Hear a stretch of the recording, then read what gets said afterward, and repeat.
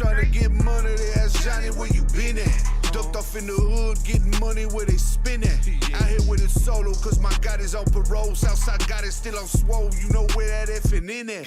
But we won't get into that, cause these boys got quick lips. Hate on Fat Johnny in the Audi with the stick shift. Catch him in that red zone, hit him with that pick six. This is Crooked Christie, small city, big business. Look, you gon' need a cosign, cause we definitely throw hands when it go down. Dion in his prime, showtime at the showdown. Ain't no gas in the cutter, but you getting mowed down. Smoking on this hybrid, this shit hit like Gohan. Then I pass it to my bad bitch. We chop it up, she slop it up like some man witch.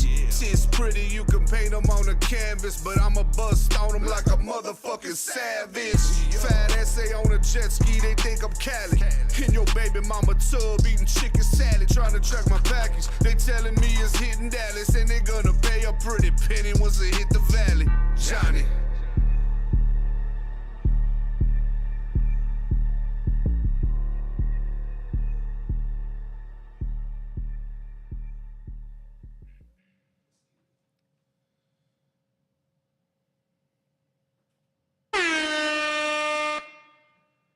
Yo.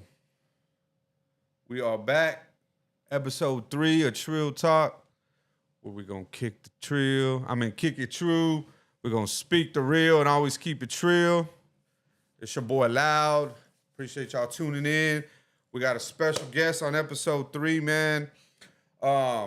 When I first started this podcast, I actually wanted to start this podcast for guys just like my guy right here.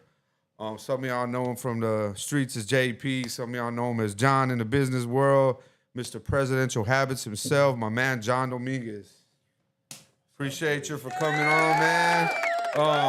Let's kick it. Let's start it out real quick. We're just gonna let the world, if you don't know who my guy JP is, Mr. Presidential Habits, we're gonna go ahead and let him give you a little detail about himself, my G. So, are you born and raised from here in Corpus, or where you from? As far as where you grew up and all that. Yeah, actually, give us a little rundown. So actually, I was born in Pasadena. A lot of people don't know that. When I was like maybe 3, we moved to Corpus Christi, Texas. Pasadena's Houston, though, right? Yes, sir. Yeah, okay. Yes, sir. H-Town, Pasadena, and then ever since then, bro, I've been here since I was like, man, like I said, like I was 3. So I just been running and gunning here in Corpus Christi since I was 3, brother. I've been all over, man. Coming up, man, my mom was bipolar schizophrenic, so I didn't really comprehend that as a kid, but we would have to move a lot. Oh, okay. So when we would move a lot, man, I would wind up in different neighborhoods. So you're from different neighborhoods? Yeah, so I kind of grew up everywhere. From Los Encinos to ABC Streets. I mean, Treyway, we running and gunning everywhere. Oh, okay. Hell yeah. So what middle school did you go to, though? What elementary, what middle school? Yeah, so as far as elementary school, like I said, we went to Crockett, we went to Fisher. We also went to Los Encinos, man. I had an experience in Los Encinos my first day over there, man. It was gutter, brother. Yeah. So we got into some stuff there, man, and I was like literally in the first grade.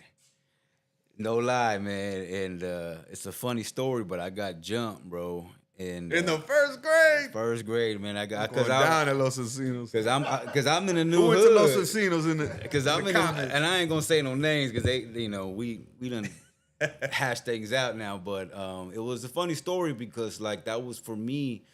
I had flunked the first grade. Okay. And so as a kid, man, I ended up my mom being in and out of the hospital. I would raise my grandma. Yeah. So like as a kid, I remember going home from Fisher right there on Texan to my house right there in the Buccaneer Apartments. Because Fisher was Buccaneer right across Ray. Yeah, okay, that's right. Where Humana is Where now. Humana, yeah, that's right. And so I would have to cook for her, bro, and I'd have to take care of my tea lady, man, and then never really comprehended that though as a kid. I just knew it was part of my responsibility, and that's what I had to do. When you don't know what you don't know, you know what I'm saying? Yeah. For sure, man. And I never forget because I didn't really have anybody to help me with my homework. Oh, okay. And funny story is I would stash my homework in this little bush before I would get out the school zone, right? And the maintenance man ended up dropping a dime on me, man. God damn it. And so they ended up flunking me in my first grade, bro, because I was not doing homework and they didn't really know what was going on. So that was my first like experience with school. Like, man, I gotta get some things right, man, because this wasn't working out. You know? So what middle school did you go to? So from there, I went to Los Encinos, and then that story is. I like to say that story to people even to this day because like I came home and I have an older brother. Yeah. Shout out to my brother David Gonzalez, man. Shout out to That's my brother right there, man. Number love. We come from different fathers, man, and I never comprehended that either. But man, that man, I never knew that till I was like 18, 20 years old. I never comprehended that aspect. Yeah. So what happened is I got to a new school because we moved to Los Encinos, man. And so being the new kid at school, I'm on the way to school and I get jumped by like 4 dudes, bro. Yeah, man. I got like, who are you? You know, you knew whatever. I'm like, I don't care. And so I got jumped and they took my money, bro. I was heated. And so you know, I got a shiner on and I go back to my house and my brother's like, what the happened to you, dude? Like, and I'm like, man, I got jumped, He's like, look, if you don't whoop them, stab them, or fight, when you get home tomorrow, like, I'm gonna whoop your ass. Yeah. So I'm just like, that's that old school shit. And the weirdest shit, bro, is like, I didn't hear nothing, but I heard stab, bro. And I'm a kid. Yeah. So I'm in there looking for knives. We got butter knives, bro, right? So that ain't gonna work, you know? Yeah. So I remember, man, I got this big old flathead screwdriver, man, and I went downstairs and I was sharpening it. Like, I'm tripping, bro. How old are you at this time? What are you, 7, 8? I don't know, man, but I'm a kid, bro, and I just don't want to get whooped by my brother on the cool, you know? How many years older was he? My brother is like 52, so he's probably like about, 6, 7 years older than me. Oh, Yeah. And so my neighbor was one of my friends. Her name was Viviana. I never forget because she was like, what are you doing, dude? And I'm like, oh, nah, my brother said, I got jumped. So if I don't do this, like, man, I'm going to get whooped again. I ain't finna get whooped again, bro, you know? Yeah. And so there I go to school, man. And my mom always knew I was crazy as a kid, bro. Even to this day, she always tells me, you're crazy, you know? But so I put this screwdriver in my pocket. And so I'm showing up with the same spot where we going, and there's like 6 of them now. So they ready. They about to make me look bad, you know, and they got a whole crowd now. And I never forget, bro, because I just said, you know what, it ain't gonna happen today, man. And so when I got closer, bro, I just busted out that big old sword like a baton. I'm chasing them, bro, and them kids were like running. They were scared. They're freaking out. And so I had to go to school, and I stashed it. And then when I went to school, I got in big trouble, man. And they're like, you don't do that, man. Yeah. But it was funny because after that day, man, all them boys left me alone, bro. You know. Yeah, hell yeah. That'll do it. And that's when I knew, like, man, you gotta do what you gotta do, man. Hell yeah. Whoever you is, you gotta do what you gotta do. Yeah, hell yeah. So I can't say that that's not too far off from a story I have, but yeah, I feel you on that shit, bro. I definitely. Fast forward, like we said, what middle school did you go to? Middle school, we ended up going to South Park Middle School, man. South Park Goon. Yeah, so I have. So this was in what? This was in the late '90s, obviously. Man, right? I'm 44, brother, so I couldn't even tell you, so, man. yeah, this is in the mid '90s when shit was popping off. It was different, bro, and I never forget because I have an older cousin. Yeah. And he's like maybe like 4 years older than me. And so they used to hang out in the neighborhood, and they would go to his house. And they were older, so I was about to go to middle school. Yeah.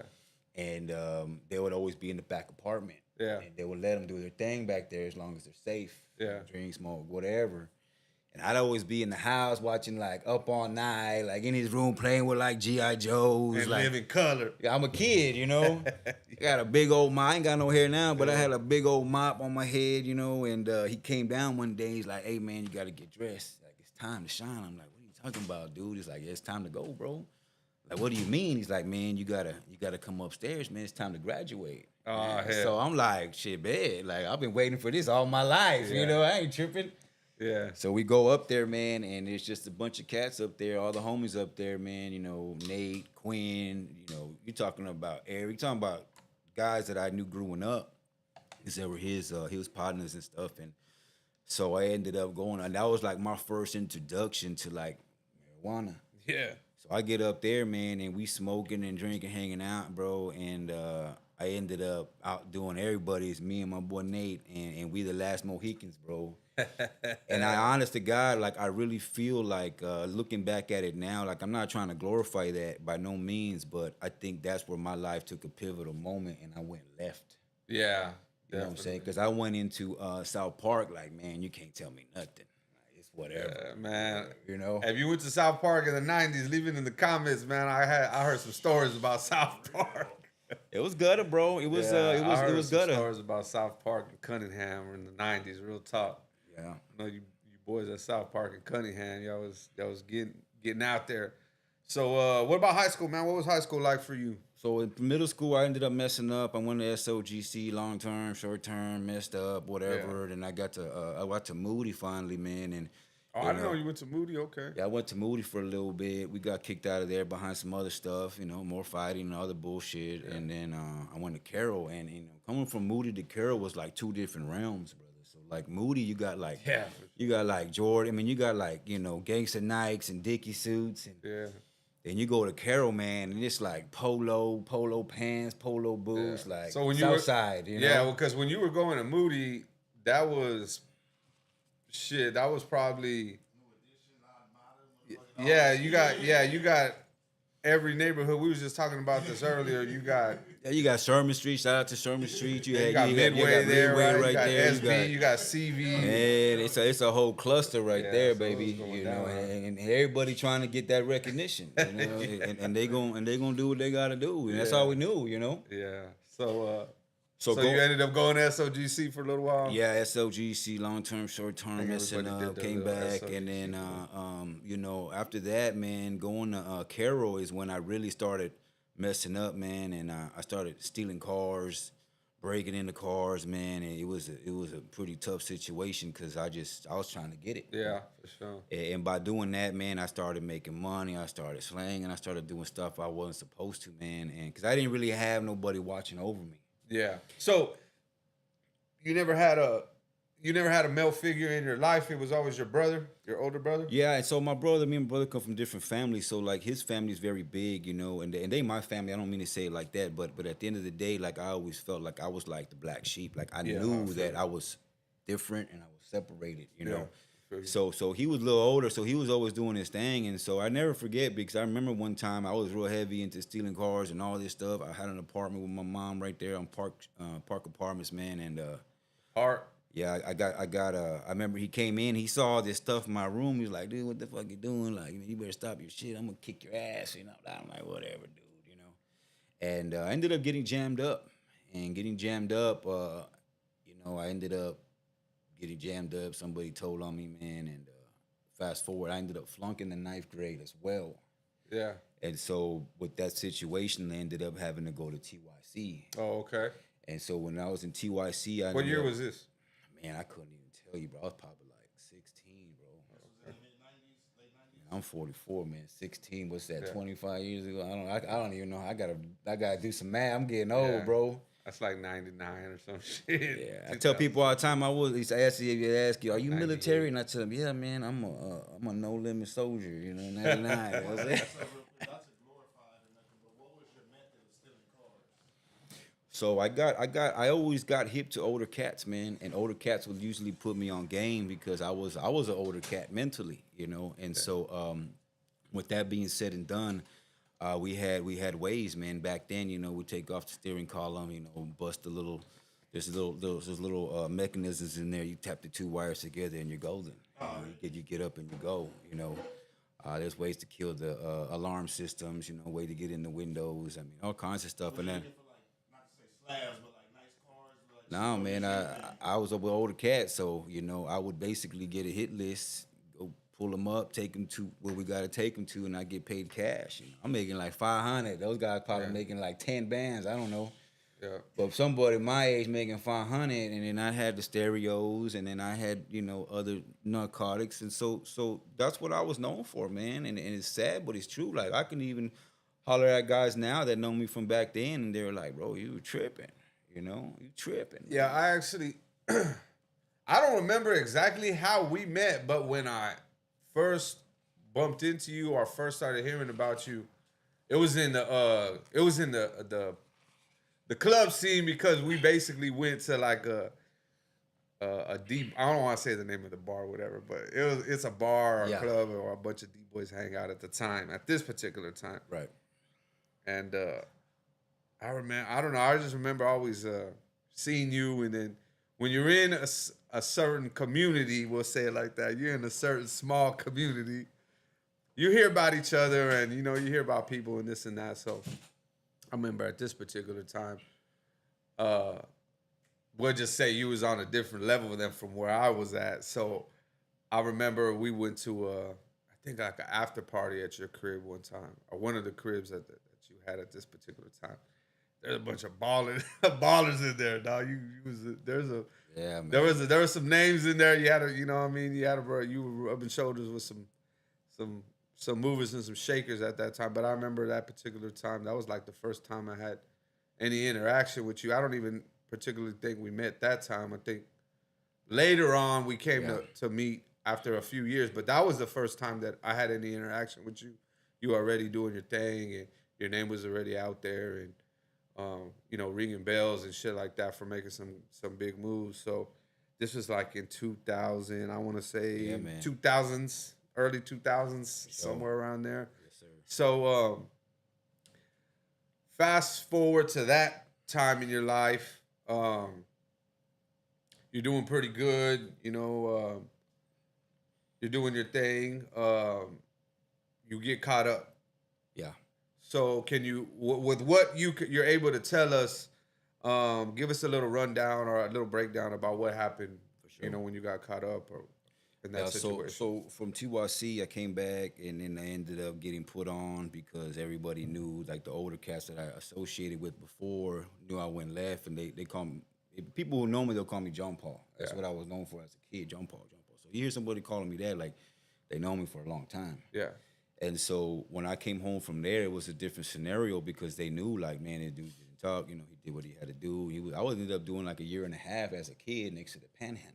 Oh, okay. For the Western. TYC situation. So when I Okay. came home, brother, it was just like all hugs and love, man, and everybody was just heavy in the streets. Yeah. So that's how I got plugged in to the older cats. Yeah. And so from there, man, it just kind of blew up.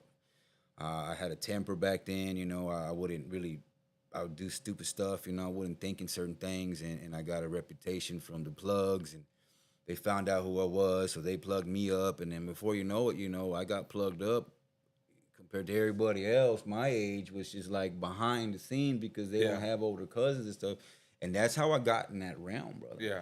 From my older cousin, to be honest with you, and I don't say that because like I don't have no offense to him or nothing. At the end of the day, like I make my own decisions. Yeah. Sure. But for real, like I can honestly say, like influence does play a factor in the decisions you make. Yeah, for sure. So going left on that route, when I go left or when I do something, I always learn that I go all out. Yeah. So by doing that, I really, It was balls to the wall then. yeah, At that point. no fucks given, man. This is what it is. But I always knew back in my mind that what I was doing was illegal, and there was gonna come a time where I was gonna have to work, bro. Yeah. And it never fails because I remember back then I was about to paint one of my cars, and at the time I had like 6 whips and I had a motorcycle. Yeah, I remember the motorcycle. I remember I used to always have motorcycles. Yeah, I remember the you know, motorcycles. and so turns out I was gonna paint the whip, and my best friend's dad, man, he's passed away now, R.I.P. Mr. Gitmo. He ended up telling me because his wife at the time, her brother was an instructor at Del Mar. Yeah. He's like, nah, man, you ain't gonna paint stuff. You ain't gonna pay $3 grand. You're gonna go to school. So that was my first kind of father figure who pushed me in the right direction. Yeah. And I ended up going to school for auto body and collision.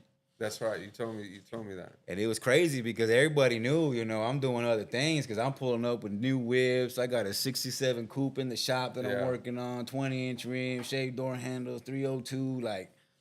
But I actually took that very seriously, and I was trying to make him proud. I ended up graduating top of my class, man. I ended up graduating from Del Mar. It was so ironic because as I was doing what I was doing, people who knew me, and then I'm going to school on the side trying to, get out the mix because I knew one day I'm going to make enough money, have my own shop, do something. I was on the billboard, bro, at Del Mar, like And that I didn't really realize they were gonna do all that, you know. So to this day, bro, like I have a picture. Shout out to Mr. Castañeda, man. He was a good influence in my life. That was my teacher, bro. And, Yeah. and man, you know, I really stuck with that all the way. I ended up getting my auto body and collision certificate that had a bunch of introductions, you know, Okay. automotive, you know, electrical, you know, a little bit of everything in order to get that. And so with that being said and done, you know, I was like, I wanted to do construction. Yeah. I wanted to get into flipping houses. Yeah. Because one of my buddies was doing that. He was lacing me up. And my cousin at the time was in the construction too. He was working for a company called Barcom. Yeah, I'm familiar with Barcom. We do business with Barcom. They're a big commercial company. You know that. Yeah, I do business with Barcom. Okay, so you know, him working with them, I found myself doing odd jobs. Yeah. And I got bread, I got money, and I know that one day I'm gonna have to do something. So I would find myself getting hired on as like a helper. Okay. And I would do sheetrock, you know. I show up the next, or we do trim or something, trimming doors, and then next week I show up, I got like $3,000 worth of tools, and they like, where the fuck you get this from? I'm like, shit, it's my job now. Yeah. So I found myself, you know, being a boss, but in a different realm. And then, you know, managing money, managing guys, managing people, managing projects. And then that's what I would use to cover stuff up, to be real, to be So honest. timeline wise, is this before you got caught up? Yes. So this you're already getting into construction and navigating towards that field prior to you getting locked up. Absolutely, brother. What I found. Oh, okay. I didn't know that. Yeah, So no, go ahead. No, you go ahead. So you're already acquiring these skills. You're already learning, you know, job site activity and procedure and whatever the case may be. So you're going through the motions. You're kind of playing both sides of the fence. One foot in and one foot out, basically. Absolutely. Yeah. So let's fast forward, and you get into some legal trouble that has you end up catching a federal case, correct? No, it was a state case. Oh, it was a state case. State Okay, case, so yeah. you caught a state case. Can you touch a little bit on the details on that case? Yeah, absolutely. So, you know, dealing with my dealings, man, I always think that I always tell people that God has a sense of humor. Yeah. Because it was not ironic that I ended up selling drugs for about 15 years. And I always kind of stayed out of the light family-wise. Everybody knew what I was doing, but everybody, you know, couldn't really tell me what to do. So with that being said and done, I ended up doing a lot more construction. And then so I had actually stopped for a little bit. Okay. Because, let me see, I'm trying to think. Was that 2010? Was that before my brother went in? Yeah, so before that case, man, I basically was me and my cousin started the Exquisite Homes. Okay. So by starting at Exquisite Homes, so basically I was the money man. He had the knowledge with the construction more so, and then we had the buddy with the credit. Okay. And that's when we got first introduced to real estate, like for real. Yeah. So I remember we had put some plays together. So we had the credit, we had the money, we had the construction know-how. So we ended up finding a lady to start doing loans for us to get us a flip property. Mm-hmm. And I ended up contacting a wholesaler. Wholesaler had a property. We bought it from him at the time. And he made some money off it, but we bought it. We acquired the property. Okay. Now, by acquiring this property, I never forget, man. I tell people this book to this day. I'm pretty sure I even told you, but I had read a book. One day I came home and I was watching Oprah. And it was this dude on Oprah talking about, you know, owns all these properties and all kinds of stuff. His name was Michael Corbett. I never forget. Mm-hmm. The next day I went and bought that book.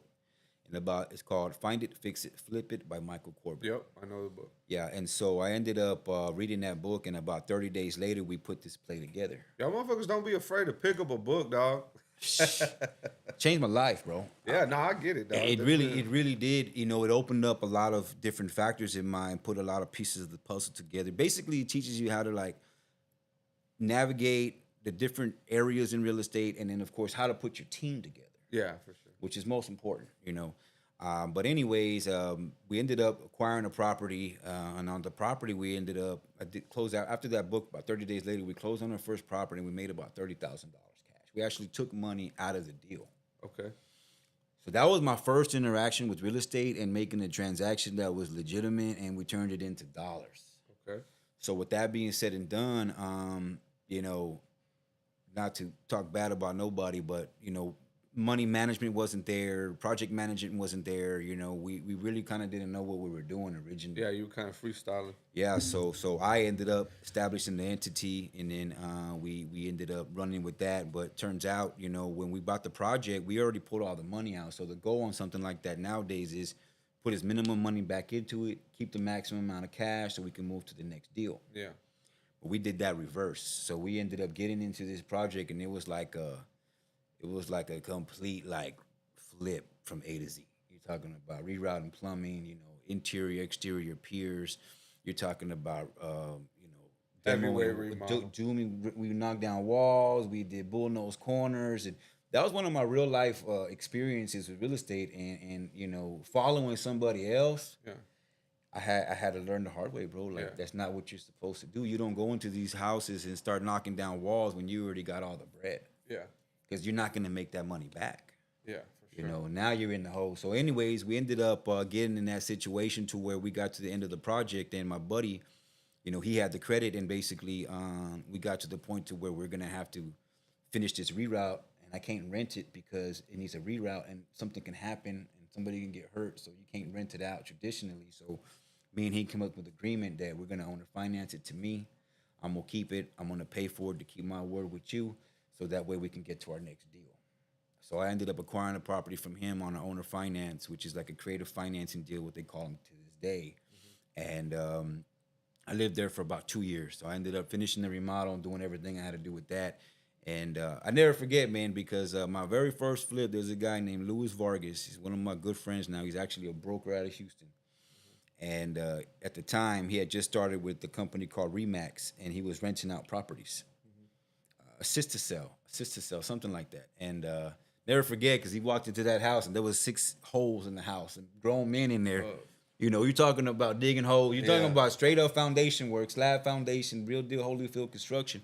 And he's like, JP, what are you doing, bro? Like, I never forget that. But it turns out that was one of my very first lessons in real estate.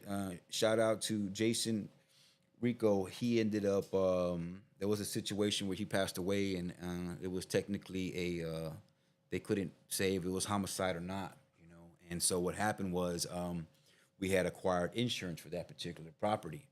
So being that we were boys and we didn't have no paperwork, bro, we were just on a handshake deal. That was one of my very first lessons in real estate, because what happens is he was legally married, and he hadn't seen his daughter in a couple of years. She moved away, whatever the situation is, and whenever he passed away, she actually acquired that property, and she's like, "Hey, man, it's my house. You know, you gotta kick rocks. I'm gonna sell it."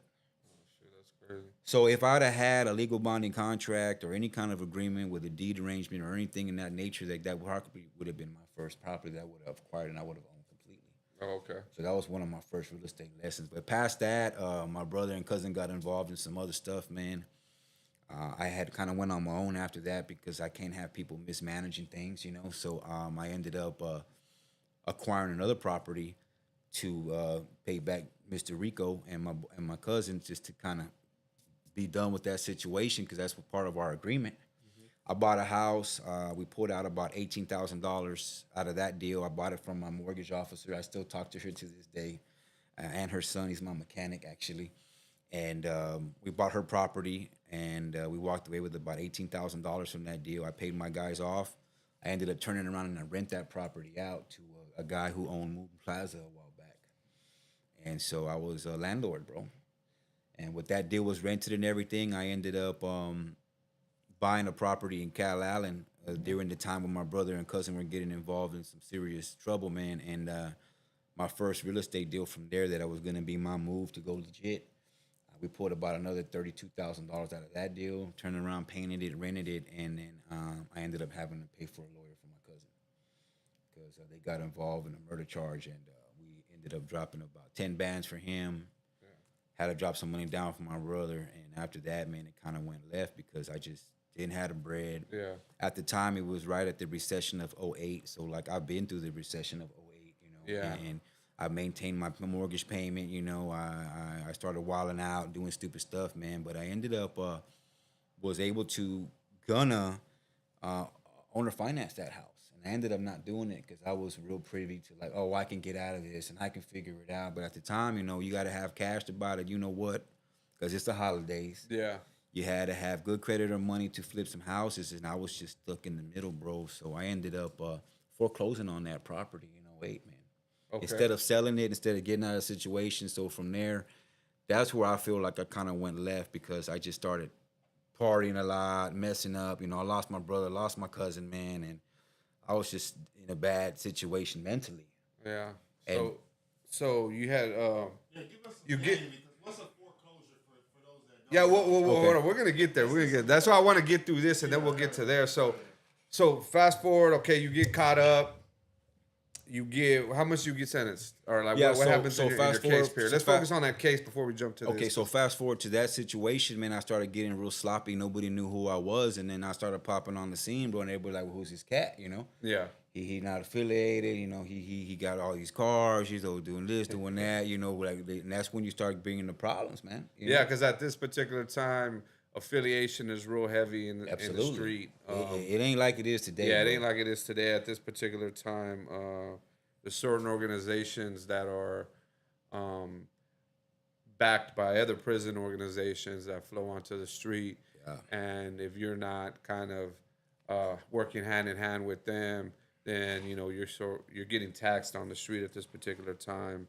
They're coming to see you or Causing problems, they're whatever. causing problems or at this particular time. So that's what he's speaking about. Yeah, so then, I actually had stopped. I started, I was doing some construction at the time. Like I said, I always fell back to construction. When I feel the heat, I would stop. Yeah.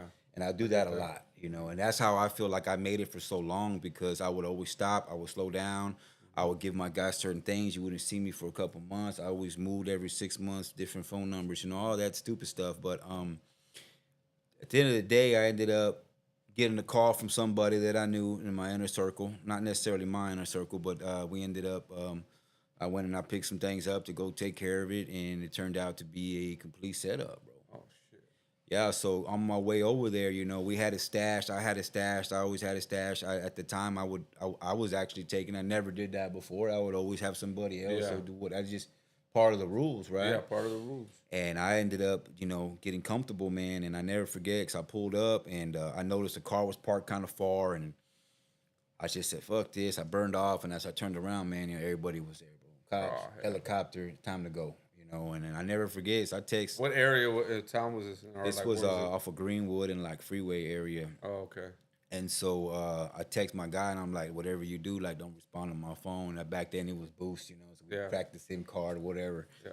And that was it, bro. So that was my very first experience with that, man. And they basically took me to interrogation, which was right behind the old ID where you get your IDs. And they Yeah. trying to talk and will tell us this, and you fucked, and you gonna okay. Well, you know what? Just give my lawyer, man. Like I knew what it was. Yeah. I knew what it was, And so when that happened, man, they try to scare you, bro. So like people who ain't never been down before, they're gonna tell you you're not gonna get out. They're gonna tell you they already know.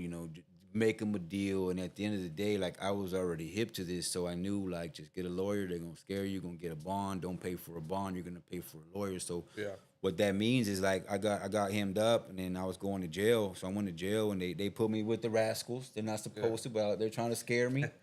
Never forget, And then about 3 days later, I caught bond. I got a lawyer. He bailed me out. So rule number one, when you get caught up, man, for all y'all youngsters out there doing what y'all ain't supposed to do, man, don't pay a bond and then have to pay a lawyer. And what he means by don't pay the bond is when you go and you see your magistrate, the magistrate's the first judge that you're going to see who's going to tell you what your charges are, and then he's going to give you a bond or tell you what your bail is. Your bond is a percentage payment on that bail. So what you do is you don't pay the bond for the bail. You hire a lawyer, and then a lawyer's going to sign you out rather than pay the bond, which is, anywhere from $500, let's just say, to fucking $10,000 or something. Yeah. You'll rather give that money to the lawyer and use it towards your retaining fee for the lawyer. Because you're going to need a lawyer. And you're gonna need the lawyer anyway. So he's just gonna go and sign you out. So that's what he means by pay the lawyer. Lawyer, don't pay the bond. So when that happened, man, it was game, man. It was like, man, like I knew that day would come, and it finally came. So when I got home, I was worried about what I had in my attic. I had something in my attic, so Got the attic, got that out of there.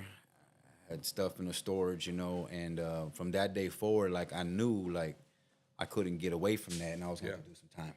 Okay. I knew that, like I knew that was gonna happen. So eventually you get some time. Yeah, so I ended up going.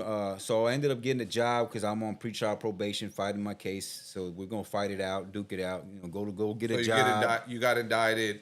They put you on pretrial probation, and now basically you on the microscope. You got to get a job. You got if you want to stay free, type of deal. And I was facing. They had me facing 15 years for my first time down, first time sentence. And because I didn't want to talk or whatever the situation was, but with that being said and done, man, I ended up getting a job in the refineries as a painter blaster with my auto body and collision. Okay. And I got in there as a helper, man. Like 2 months later, bro, I'm already painting and blasting, making like $24 an hour. Okay. And when I was there, I saw a kid welding, like 18 years old, in a $90,000 truck, man. And so I'm over here sweating, killing myself, and I'm like, dude, I'm looking at this dude across the way, and he's like in his truck all day long, bro. Yeah. And it's like already like 3:30. So I'm like, to my boss, I'm like, man, hold up, I'm gonna go holler at this dude. Like, what are you doing that I need to do? And I've always been something about me, bro. Like, I learned that closed mouths don't get fed. Yeah, you never been a hater. One thing I can say that about you, you never been a hater. You always been a congratulator. So I could always see you as the one that sees, hey, that fool's over there getting money. Let me go ask him Well, how I can man. get some of that money rather than talk down about him. Yeah, I know you're that type of dude. For sure, that's how I learned from as a kid. The older cats told me that, and I learned a lot of different stuff from different people because I didn't really have that father figure. So I jam him up, and he's like, "I'm a welder, bro. I get paid like $76 an hour, man." And he's like, so he got back in his truck, and I'm like, dude, I gotta be a welder, bro. So they come knock on his window, Johnny, and the dude gets out. It's like almost 4:00, bro. Gets his shirt on, creased up, puts his little welding hat on, ice chest, pops a brand new soda, cold. Hey, go set up the umbrellas. I'm like, what the fuck's this dude doing? Bro? Like, I'm intrigued, bro. Cause I'm over here killing myself for $24 an hour. This dude making 3 times my pay, bro. Like what? And I'm older. Yeah. Hold up, I'm like, hold up, Yeah. And so, he went, welded some. He probably took 15, 20 minutes. Came back to his truck, wrap it up. They get down the umbrella. He got off his truck. See y'all later, man. And the very next day, bro, I went and I signed up for welding, straight up. No shit. I mean, hey, I gotta go. I'm gonna have to go. So I'm limited on time right now. I gotta have something to come home to, bro. Because if not, I'm gonna be assed out. You were never thinking probation or nothing? Nah, man. I mean, it was it was a significant amount of weight. So I mean, it wasn't a lot to a lot of people, but for me, I mean, dude, You're realistic with yourself, basically. Yeah, it's 3 to 5 years for me, bro. I think a lot of people do that when they get in the game. That's one thing that I feel like, from a point of view of someone who's in the game, and I think it's a very, very important fact that you have to live with, is that one of these days the people are going to come pick you up, and then you're going to have to go do your time. If you're not ready for that, then you don't need to be in the game. And I think that's kind of what's makes some of us genuine, and then it weeds out the fakers from the shakers. You know what I'm saying? But so you already had your mind on you was gonna go. Yeah, so I was on bond for 2 years, working every day, man. At the time, I'm like 215. I mean, I'm like 255, pumping like 315, 10 to 10. Like, I know where I'm going, bro. Yeah. So you end up going to trial. Well, I ended up fighting the case, and so my lawyer was like, "What are you doing? They're gonna slam dunk you 15." I said, "Well, fuck, they're giving me 15 anyways. I want this information, bro." But you did go to trial though. No, so when I got to that point after 2 years, I ended up finishing the welding, top of my class. We graduated advanced welding, man. Shout out to them boys over there. I still fuck with a lot of them guys who welded to this day, bro. Got their own trucks, made a living, made a career out of that. And so a lot of guys that weld. Yeah, man. So my guy Sly. Hey man, welding is where it's at, bro. And so when I finally came to the point to where they were gonna have to either drop the case or give up the informant. Yeah. And so I fought for the informant, bro, and I ended up getting sentenced to 15 on my first time down, Okay. And at the time, it's weird because when you're living in that lifestyle and you surround yourself around friends, that's all they do, 15 years deep, whatever, and you get pinched, and you have to learn that man, those guys can't be around. It's a different kind of business. Yeah. So you gotta do for yourself.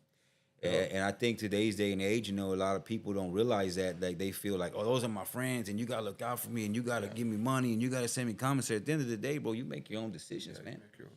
So I ended up getting that 15 piece, man, and I knew in my head I was gonna do 3 to 5 on it, and everybody thought I was gonna drop the dime and telling everybody because it's the first time down. Yeah. This boy ain't never been booked before, and he gonna talk. So I ended up handling my business, man, and by the grace of God, bro, I ended up doing 3 years. Okay. And you're still on parole, or? Yeah, so after those 3 years, I ended up getting a parole attorney in there, and I ended up going to we went to Darrington, bro. We went to a lot of real My units. boy went to Darrington. Yeah, man, we went to Garza West, Willacy. Then I got shot to Darrington. From Darrington, we got shot to McConnell unit. We got shot to a lot of different places, man. Okay. And once we finally touched down and got out of there, I got like a FI-6. It was next to San Antonio. For those that don't know what he means when he says a FI-6. I forget we speaking slang sometimes, man. Tell the people when he says FI-6, he goes up for a parole review. Yeah, so tell them what a being FI-6. incarcerated, man, I ended up coming up for parole, and you got different categories based upon your background, your experience, whatever you got going on in there, and they're gonna give you there's a FI-1, there's a FI 6, FI-5, and what those are stipulations based upon your parole. So with me, I had to go to it was still TDC. I had to go to a drug program, wait for a bed. Then I had to do the system there for like 6 months. And then after that, I ended up getting paroled from there, even though I only did 3 years, and I ended up having to go to a halfway house in Alice. Okay. So that was where I first touched down. Okay. But they weren't stupid either, man. They knew if they put that boy in Corpus, I'm going to have resources and stuff. Yeah. So they kept me in Alice, and that was really kind of complicated, bro, because then they ain't got no bus system there, man. Everybody, they would drop you off. You'd have to walk to go put in job applications. And at the time, they were hiring people for like $6-7 an hour, bro.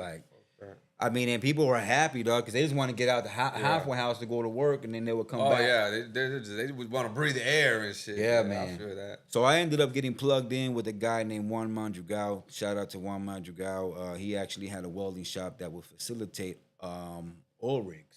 Okay. So when I was there with my experience and my background, from running the machinery, the forklift, whatever, to put up materials, and then we ended up MIG, TIG, Heliard. We were welding. We were using the cutting torch. I was familiar with all this stuff. Okay. So goddamn, man, you know a lot of shit, bro. Yeah, absolutely. So you get out of state, you do your 3 to 5, you get out, you're on parole now, you're at the halfway house. I think when me and you started interacting, you were selling cars. Now, how long? Because you're talking about welding, you're talking about auto I'm body everywhere. shop, you're talking about construction. But when I man. met you, you were selling cars left and right. Selling cars like candy And so bars, when did that baby. happen?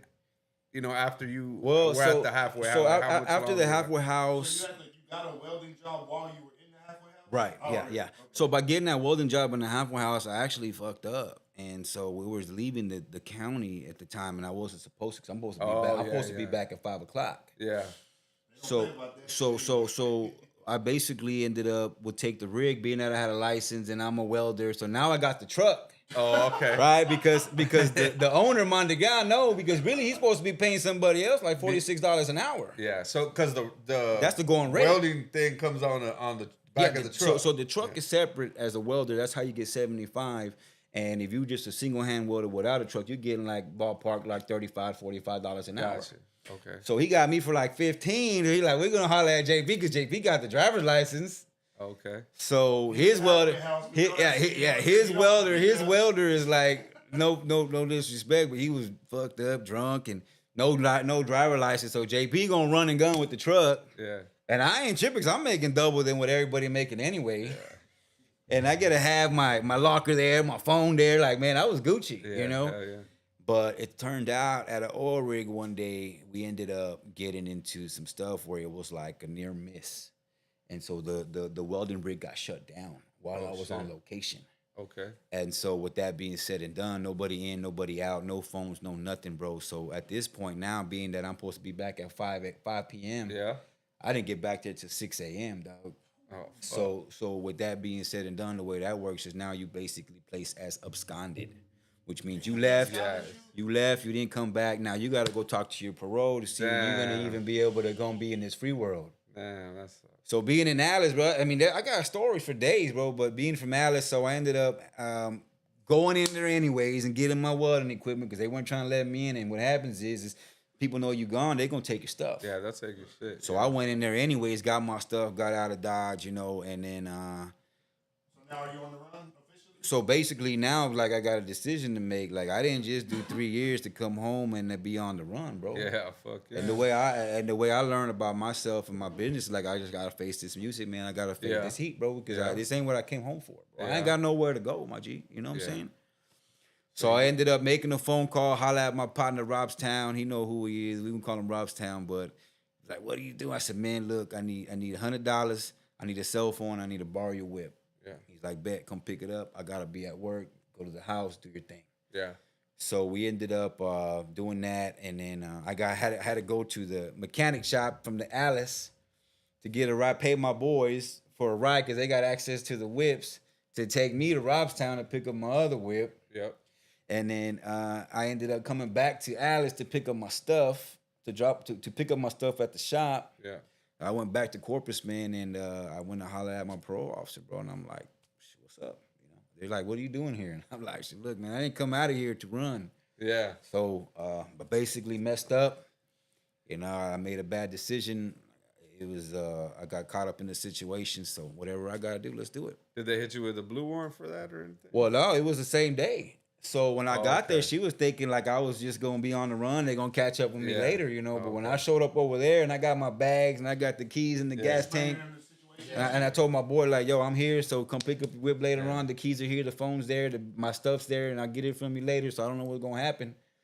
Well, she was like, "Man, you do any drugs?" I'm like, "No, ma'am." So they pissed at me or whatever, and she called the halfway house, and she was like, "Look, you're gonna let him go back. What do we gotta do to get him go back?" Yeah. And they're like, "Shit, he ain't coming back."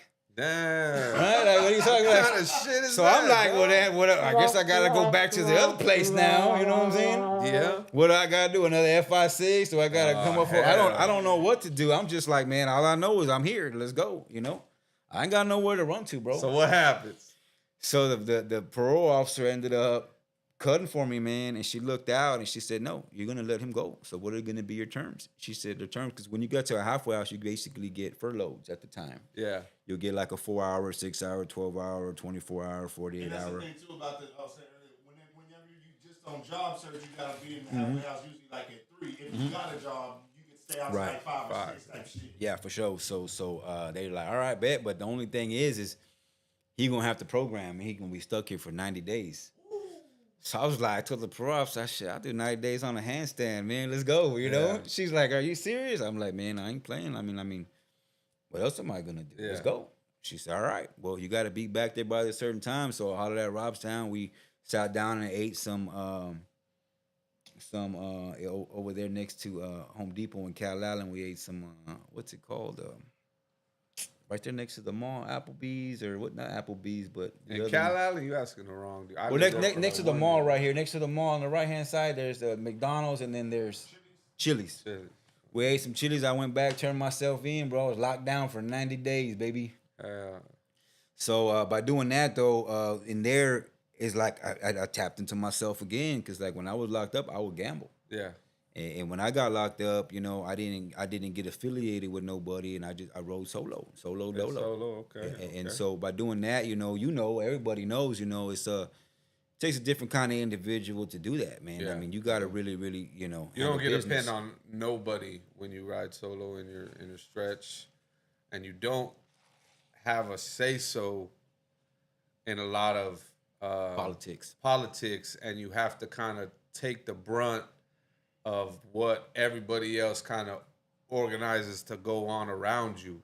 If there's an event that's going to take place and someone's going to get hurt or disciplined or whatever the case may be, and it may affect you. You may go into lockdown for whatever. You're gonna have to just eat that as a solo. You don't have no say so in that.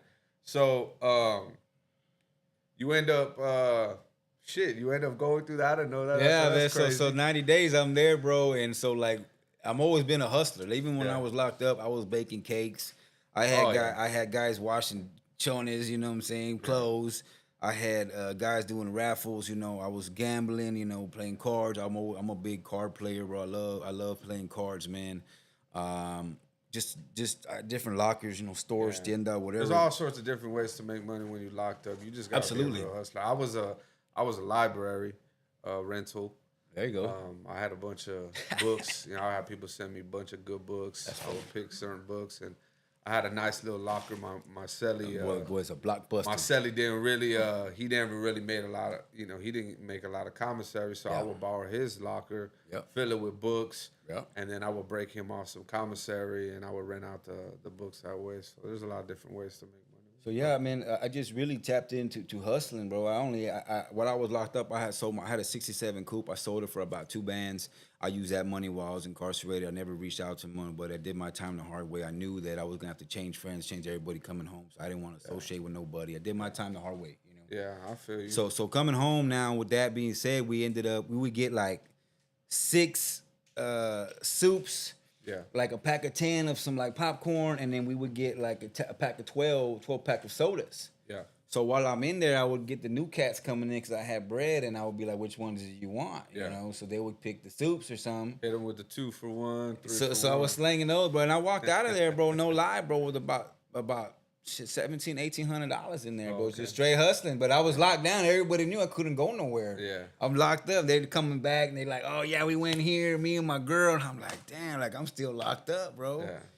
But got out of there, bro, and shout out to my boy Rob V, man. You know, he picked me up with all the cats. You know, we got Rene Rios, Hen Nut, Hector Escalante. You know, you got Kendall, you got a lot of people, bro. MOB, shout out to 662. Yeah, Shout out to the MOB boys. everybody, bro. And so he picked me up, man. He's like, you can stay with me for now, because I didn't have nowhere to go. I couldn't parole nowhere because my mom was had a 1-bedroom. Okay. So you got to have a 1-bedroom. Yeah. Being an adult, you got to have a 2-bedroom. You can't sleep on. You know, it was kind of red tape around there. So by doing that, I would find myself using this truck, and I would head back to Alice. But the commute was too hard, and I was kind of wilding out a little bit at the time because I'm fresh off, you know. So I ended up slanging and wanging yourself. Yeah, and so I ended up bumping into little Jen, and she needed a shop remodel, bro. And I just got home, so I hollered at my boy Sam, and he was my welding partner, and he had all my tools still. So I'm like, man, it was right before Christmas. Yep. So we ended up doing a gig for her, bro. I still got pictures to this day. We ended up, she had a shop right there off of Castores, where we knocked down some walls. We put up some walls. We framed out a door, put some floors down, trimmed down, painted it. Like, that was my first gig home. Yeah. Okay. And I never forget because I ended up going to a party or something with Green. And then Free Green. man, Free shout out to Green. shout out to Green, bro. That's my dog right there. My brother, yeah. He had took me to a party at Jay's house. Your cousin, Southside Jay. Oh shit, yeah. Right? So and I don't know nobody there, 'cause I'm fucking with Green, and this is his people, you know. And I'm an outsider, and I'm an old cat now, you know. Like, who the hell is this wankster, you know? And I never forget because I had pulled up, and then shout out to Jay, Casa was there. Oh yeah. And Vino. Yeah, Mr. Vino. We call him Casa. Yeah, and so turns out we were kind of bumping heads because if you don't know Vino, he's very confrontational, bro. And he's like what 6'2", 600. He's probably Vino. like He's an 6'8". You asshole. know what We I'm love talking him. about? Yeah, he a fool, man. And so we were kind of butting heads a little bit. And I'm trying to get my drinks. I bought my beer with Green, and Green put it in the fridge. So I'm trying to, and he kind of like, who you do? Like, what's up, dog? Like, and I'm like, man, like, you don't, man, I come, man. I'm in a different space right now. I can see that coming from Vino because he's real protective. He's You real know how he is, man. Yeah, and he's that's my dog to this day, bro. Real talk. And so it was so funny because as I felt like something was about to transpire, OG Bobby walks in, bro. yeah. And I don't know OG Bobby. Yeah. But the only reason why I knew OG is because we got out the same time and we're doing the parole classes.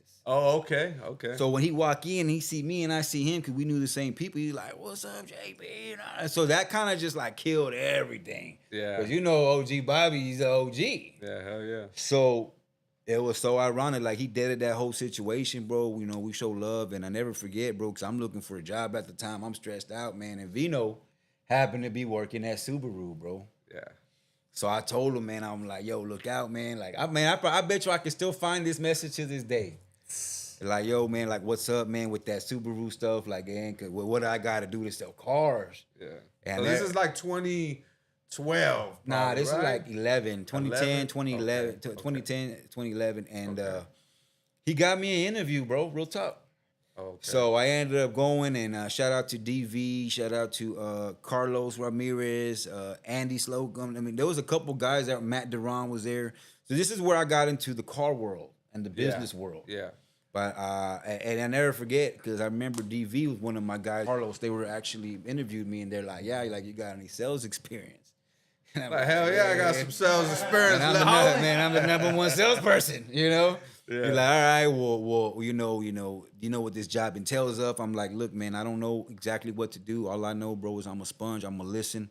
I'm trying to change my life right now, man, and I need this opportunity. Yeah. Like, you ain't gonna find nobody hungrier, more committed, not bullshitting. Like, I'm your guy. Yeah.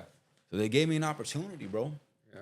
And I remember me and Vino, that boy Vino was a beast, bro. He was selling cars. And he rocking the long sleeve with the vest on, you know what I'm saying? And I remember when he was doing that. and I would have to take my boy Rob's. He had a white truck, a 2-door F-250 long bed. And I felt like, man, like I was embarrassed about it, bro. And then don't get me wrong, like I should have been appreciative, man. But coming where I came from and not really getting no money out of the halfway house, and then now I'm over here and I'm going to work. It's hard to humble yourself, dog. Man, that was a real humbling experience for me, bro. You know. Nah, I feel it. And at the time, I remember Mr. Rob had got jammed up on some stuff, so I ended up going to my cousin's house. And this was like a month of me being out, bro. Yeah. And I was sleeping on his couch, actually. So some shit went south, and that worked itself out. But I went to my cousin's house, and I'm staying in the back apartment in the hood on 19th Street. When I first out, like, this is literally like 45 days out, bro. And all I know is I got to get my ass to work, and I'm going to do what I got to do. And I never forget, bro, I remember I had asked Vino one time, man, hey, man, you think give me a ride, bro? And I remember that to this day. That man gave me a ride. He's like, man, what the fuck you doing here, dog? Because, you know, he a capper, dog. He gonna bust the chops, dog. He gonna bust the chops. Shout out to Vito. Hey, you supposed to be an OG Yeah. gangster, did all this time, nigga. You staying over here, motherfucker. And I'm like, damn, dog. Like, and you probably right, you know. And so I never forget. He gave me a ride to my cousin's house in the hood, bro, on 19th Street. And you know, they were slanging and banging there at the time. And I just knew, like, man, I gotta get away from this stuff, bro, because I got 15-year sentence, man. I got 12 years on Cola, bro. I gotta do something right, man. Yeah. And I never forget, because there was one night where I was working late, bro, and I really feel when I got out of prison, I made a commitment to myself to go legit. Yeah. And made my commitment to God that I'm going to do what I got to do, whether no matter what, I'm not going to do nothing illegal, and I'm going to bust my ass to get it. Yeah, no. That was me. That's what I made my commitment to myself. The last time I went to jail, bro, was the last time I went to jail, and I made the same promise to myself. And actually, I think around this time that you're saying all this, I think at this particular time, I think I'm in state jail. Yeah. At this particular time. Because I remember when I met you, I think it was at my brother's house around this time. My brother's single at this time. He's having a lot of parties at his crib. I remember he was wild and he was getting some money and he had his own spot and he was, you know, he was single. So he was partying a lot. And I remember that when I got home from that last little state jail stint, it was everybody was going live at my brother's house at that time. Yeah, you know, So we Green, jumped everybody right was into there. it, You know, yeah. And I Green think or whatever. That's around the time that's when I had met you. But I had already been knowing who you were, and you know, so everything. So you're selling cars. And I remember that period of time, and I wanted to talk about that because, like I said prior, dog, you've done a lot of shit, dog. You know, and I think that's the reason that me and you get along so well. Man, if you don't know, I mean, y'all don't know, but me and this man, Will, you know, we have conversations for 30, 45 minutes, maybe even an hour, just about business and You know, he takes time out of his day to lace me up with certain things. You know, I'm an autodidact, dog. So that means I teach myself everything. Yeah. And this man is the same way. You know what I mean? We're the type of people that if we don't know something, we're gonna go and learn it. For sure. And we don't have no problem humbling ourselves to learn something new and gain a skill. And I think that separates a real hustler from somebody that only knows how to sell drugs. Yeah. And I know a lot of people aren't going to really like to hear me say that, but some of y'all just know how to sell drugs. Good product is always going to sell itself. So if you can take that good product away and still get some motherfucking money, then you know you're a hustler. But a lot of y'all, a lot of day and age now, because JP speaking on a time, we didn't have no motherfucking Snapchat where you could snap 1,000 people and show them your product. We didn't have no motherfucking social media where we could message. So we had to text them one by one. I'm talking about dial up, dog. You got to dial up. I got to email, Dialing, you know, MySpace. Yeah, this is back then, so it ain't like it is today. You know, I think a lot of the guys who entertain the street trade nowadays, I think a lot of them have it very easy. There is an extreme saturation of product and plugs and marketing services and marketing ways. You guys have Telegram and you guys have Snapchat. And even just the form of money, bro. Zelle, Cash App. Yeah, you guys have Zelle and Cash App. We had to go hand in hand. Yeah, bro. We had to figure out, you know, what we were gonna do with the cash, and you know, it was just different. It was a different world, bro. It was a different ball game. So a lot of these guys now. Somebody made a joke today. I think it was Ugly Richard Nieto, the ugliest man in Corpus. I think Ugly Richard Nieto. Shout out to Richard Nieto, man. I know Mr. that man for a CEO, long time, bro. You ugly bastard, you. But I think Mr. Richard Nieto said today, he was like, if they're in their 40s, Yeah. and Yeah, I saw that. he said something like And that. they used to sell dope. They used to sell dope. They're all construction workers now. Yeah, they're all construction workers. Dog. I laughed out loud because that man. Hey, man. Lying, It's funny, bro. It's funny, though, because it's real shit, you know? We're all in contracting now, and shout out to Rich, man. He's in the same. He a knucklehead, bro. He's in the same industry as us. You know, he does contract. He does everything. He does. I like to be, you know, I like to be close to people who are assholes, you know, dickheads. I feel like I get along with those people more because it's no beating around the bush. You know what you're gonna get. And I like hustlers, man. I like people who find different ways to make money. I like people with entrepreneurial spirits, and I feel like, you know, JP has always embodied that. So you did the car selling thing, and now that's a whole other. That's another story right there, bro. Oh shit! So coming out of prison and getting into the real world, I didn't realize that there's privy. If you're not privy to certain things, brother, that they could steal from you, man. You know. Yeah. So while being there, it really took I'm fresh out. My mentality's not right, you know, and I'm selling cars and I'm learning from Jay. I'm learning from other people, and I'm getting this game. I shout out to Matt Duran. Shout out to Omar Aguirre, shout out to Carlos, shout out to Andy Slocum. I mean, these are guys who basically nurtured me in the sales business to teach me fact-finding questions.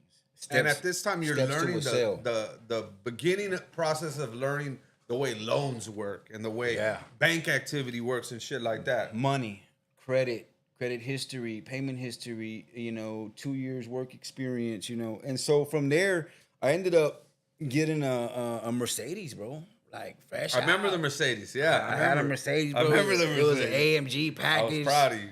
C300. I'm showing up to you know, drug classes in a tie. Like, can't tell me nothing, you know. I remember that. And man, I never forget, bro. I was tired one day, bro, and I was working late, and I ended up going home to 19th Street with my cousin, and I ended up falling asleep. And they ended up hitting the median. And I freaked out, and I woke up, and I overcorrected, and I literally went off the side of the freeway. Yeah, I remember you told me that.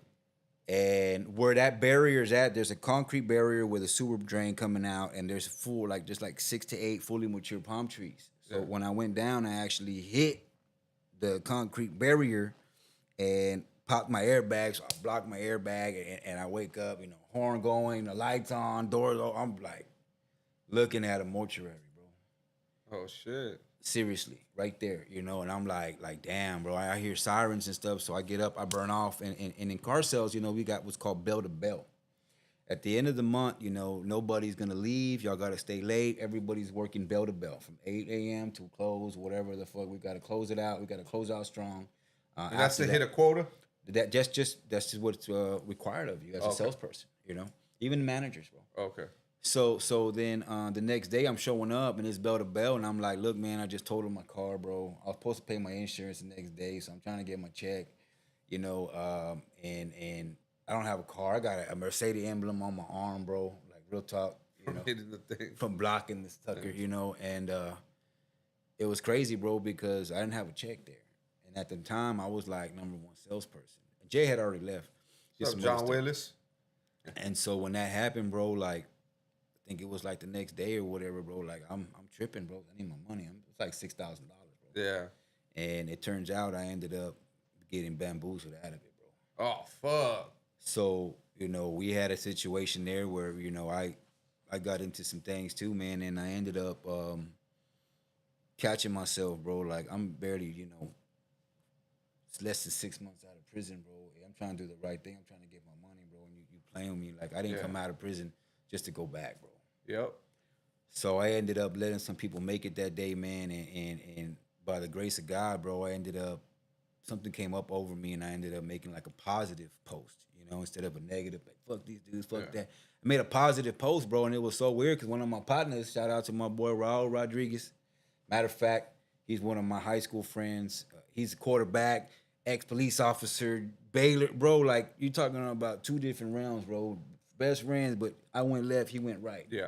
And he saw me coming out. He saw that I was doing my thing, and I had already put an application with them over there. So he's like, man, whenever you ready, Jay. So I just did it, not knowing, Over there being Eddie Ackland. Yeah. Okay. Which was 45 minutes from Corpus. It was in Kingsville. Kingsville. Yeah, I remember that. I remember when he was doing the Kingsville. Yeah. thing. So I ended up. He ended up reaching out. He was like, bro, like, man, I told him, man, I'm done, dude. Like, these dudes screwed me over, bro. Like, I was about to hurt somebody, man. Like, I didn't come home to go through this shit. I'm gonna go to the refineries. I'm gonna go well, bro. Like, I got skills. I'm gonna get a job. Yep. He's like, nah, man. Skills pay the bills, baby. He's like, nah, JP, you know what? Trust me, bro. I'm the manager over here, man. Get over here to Kingsville. I'm like, bro, it's 45. I ain't got no money. I ain't got no car, bro. I ain't got no tie, my nigga. Like, I can't do nothing. I'm asked out. He's like, look, borrow some money, borrow a car. I got a tie. Just get your ass over here. I never forget, bro. Yeah.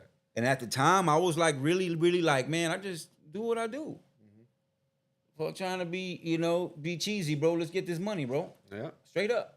And he give me those points where like, man, and I could have went left, bro. And by the grace of God, bro, I borrowed my cousin Jesse. Shout out to my boy Jesse. Chopper. I borrowed his Suburban. I borrowed $40 for him, bro. And I drove my ass to Kingsville, bro. Straight up. On a hope and a win with 0 funds, brother.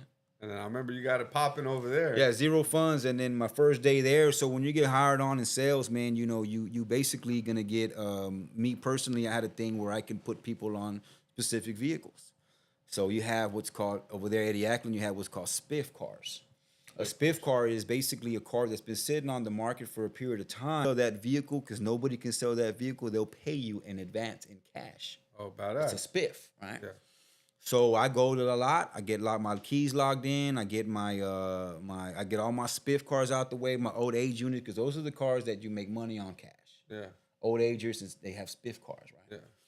So during that day, I'm already got on my logins. I'm making phone calls because I learned from one of my other boys to get a 2-year-old sales people who bought vehicles. Yeah, I get those calls. Yeah. So what I would do is I go to the back to the BBC. It's like the computer section, right? And Yeah. I get that files, and I started making appointments. Okay. Because I would have to do that at Subaru. You got to call Yeah. people. I'm on the phone. I'm not just going to be on Facebook and waiting around all day for somebody to pull up, bro. I'm Yeah. gonna make it shake. Yeah, hell yeah. And that's what I was taught by the old schools. Yeah. So I was started dialing, and my second day there, bro. I'm ready. Yeah.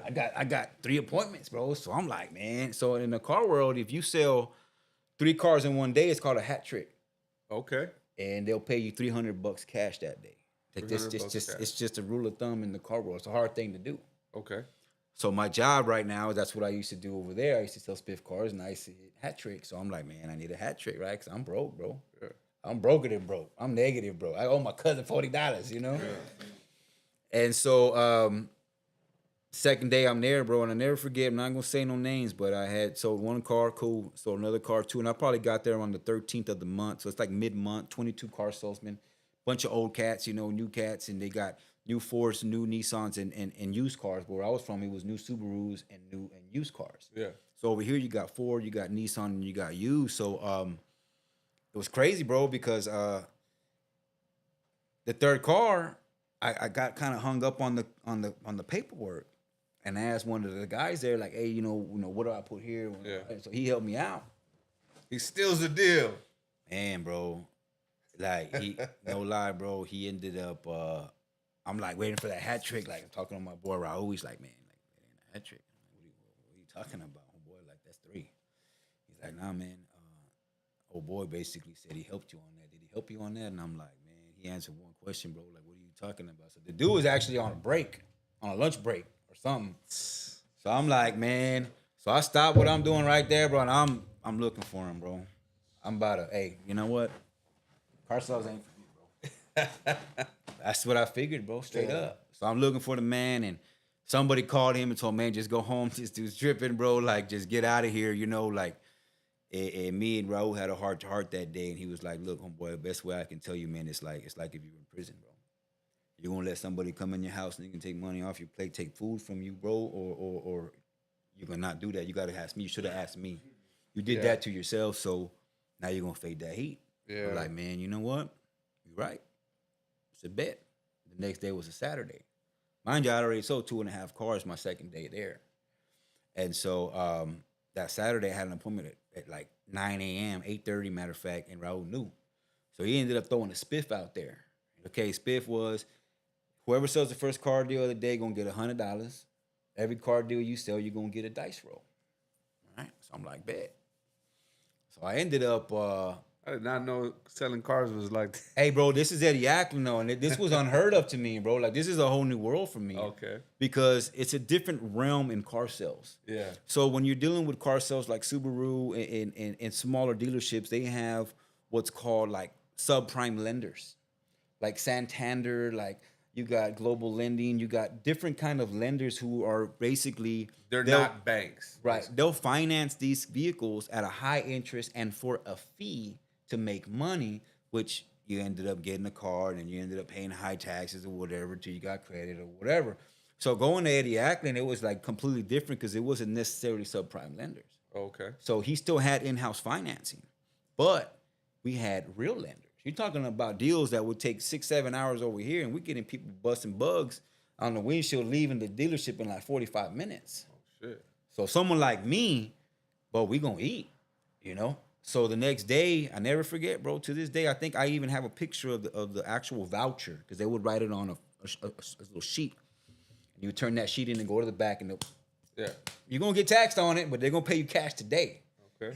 Whatever day it was, whatever day of week it was. Yeah, that's tight. Yeah, so I ended up selling the first car deal of the day, sold another car that day, and they ended up selling the third car that day, but I also hit $1,000 spiff. Okay.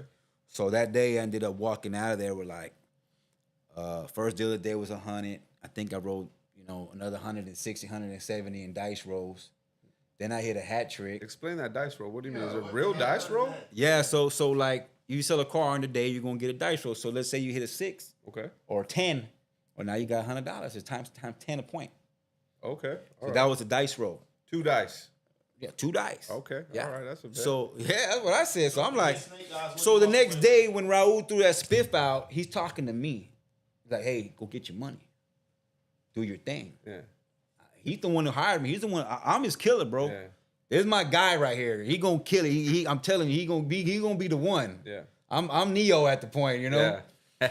And so I hit like 160 in dice rolls. I hit the $100, right? That's 260. Then I ended up hitting a hat trick for 3 more bills, so that's like 560. Then I hit an old agent for 1,000. I walked out of there with $1,560, bro. That day. It's cash money, bro. Okay, so Real talk. for us that have never sold cars, I've always wondered this: does a car salesman make money off of every sale in the sense that there's like a what do you call it?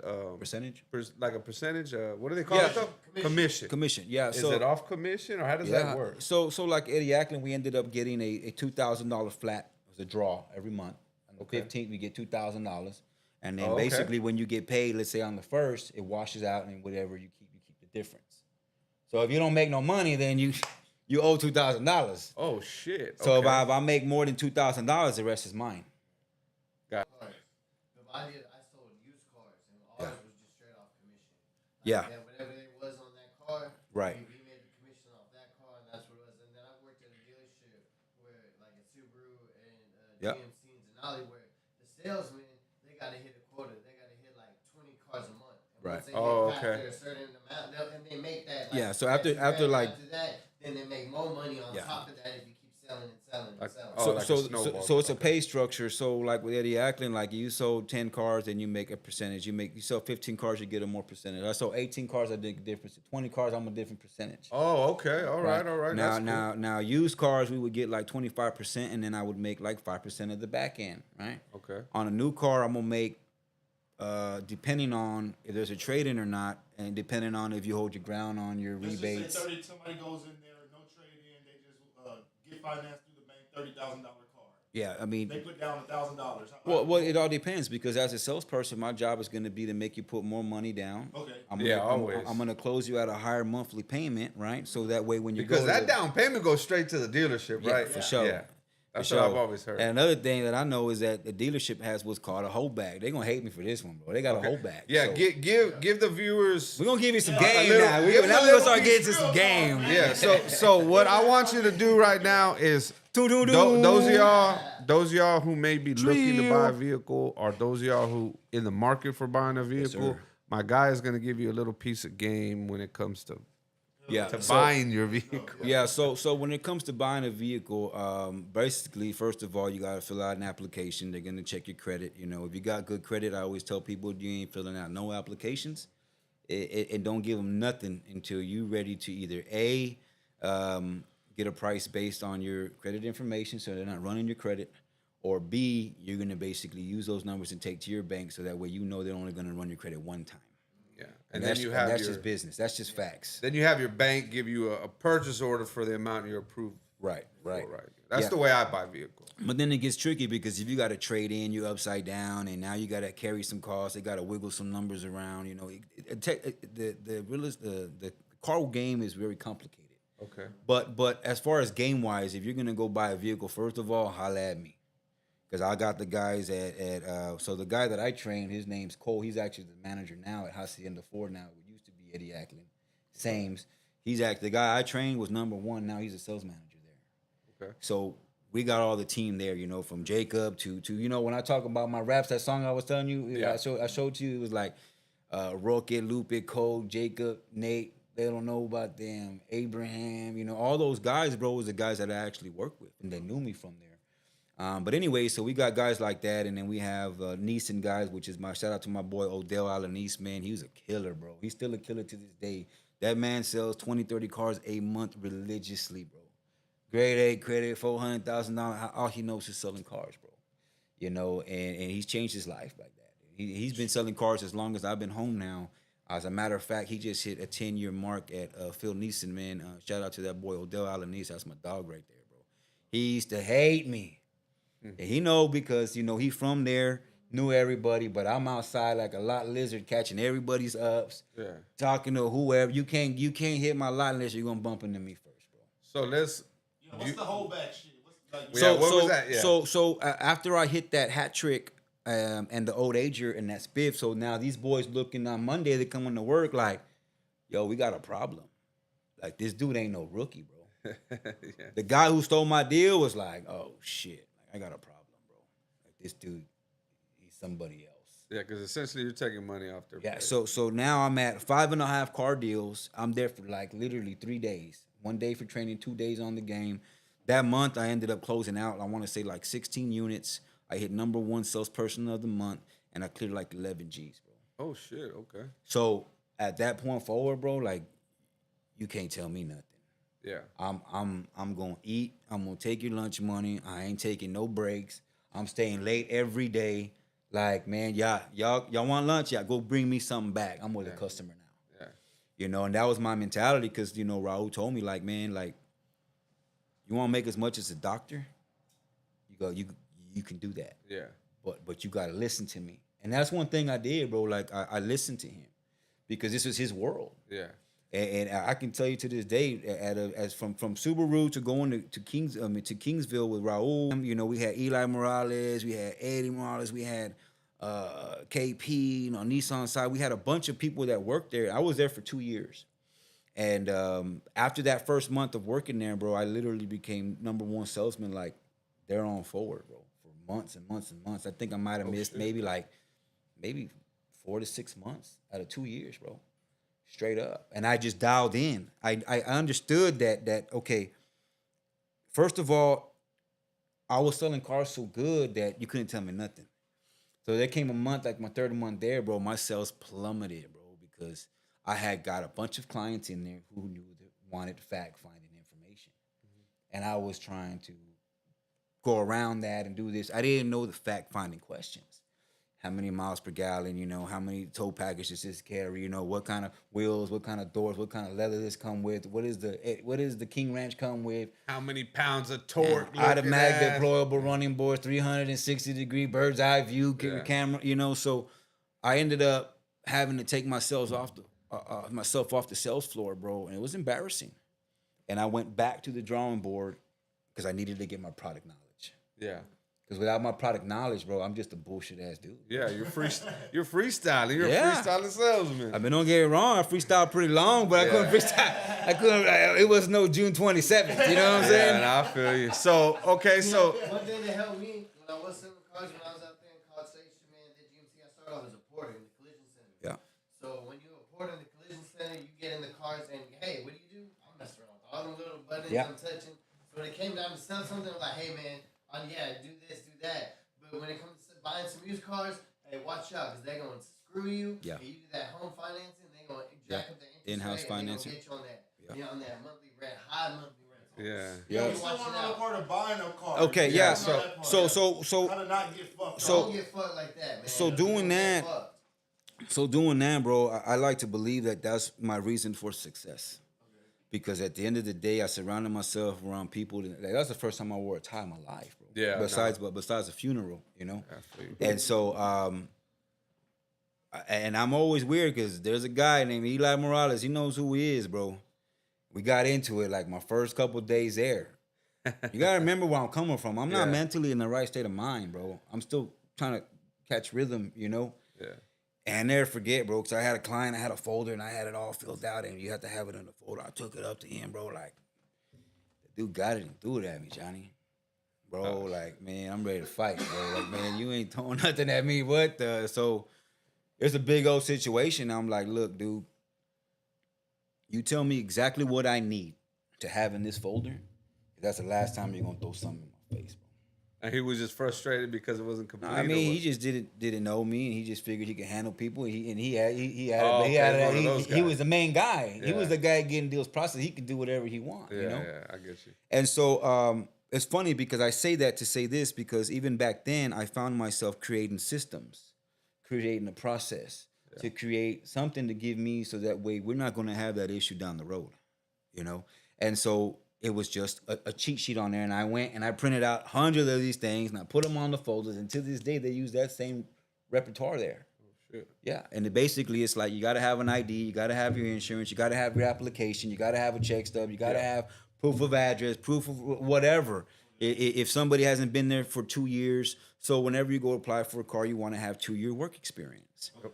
Why? Because if I have less than 2 years work experience, and now I need a previous work experience.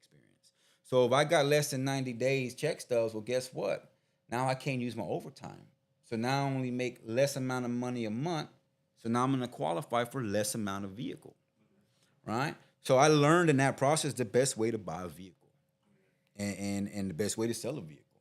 So it boils down to the fact-finding questions. But like, you know, some people might come in and want to buy a car today and they're like, yeah, well, I got a F-250, you know, okay, bet. I want to get a F-350 and I need a 2025.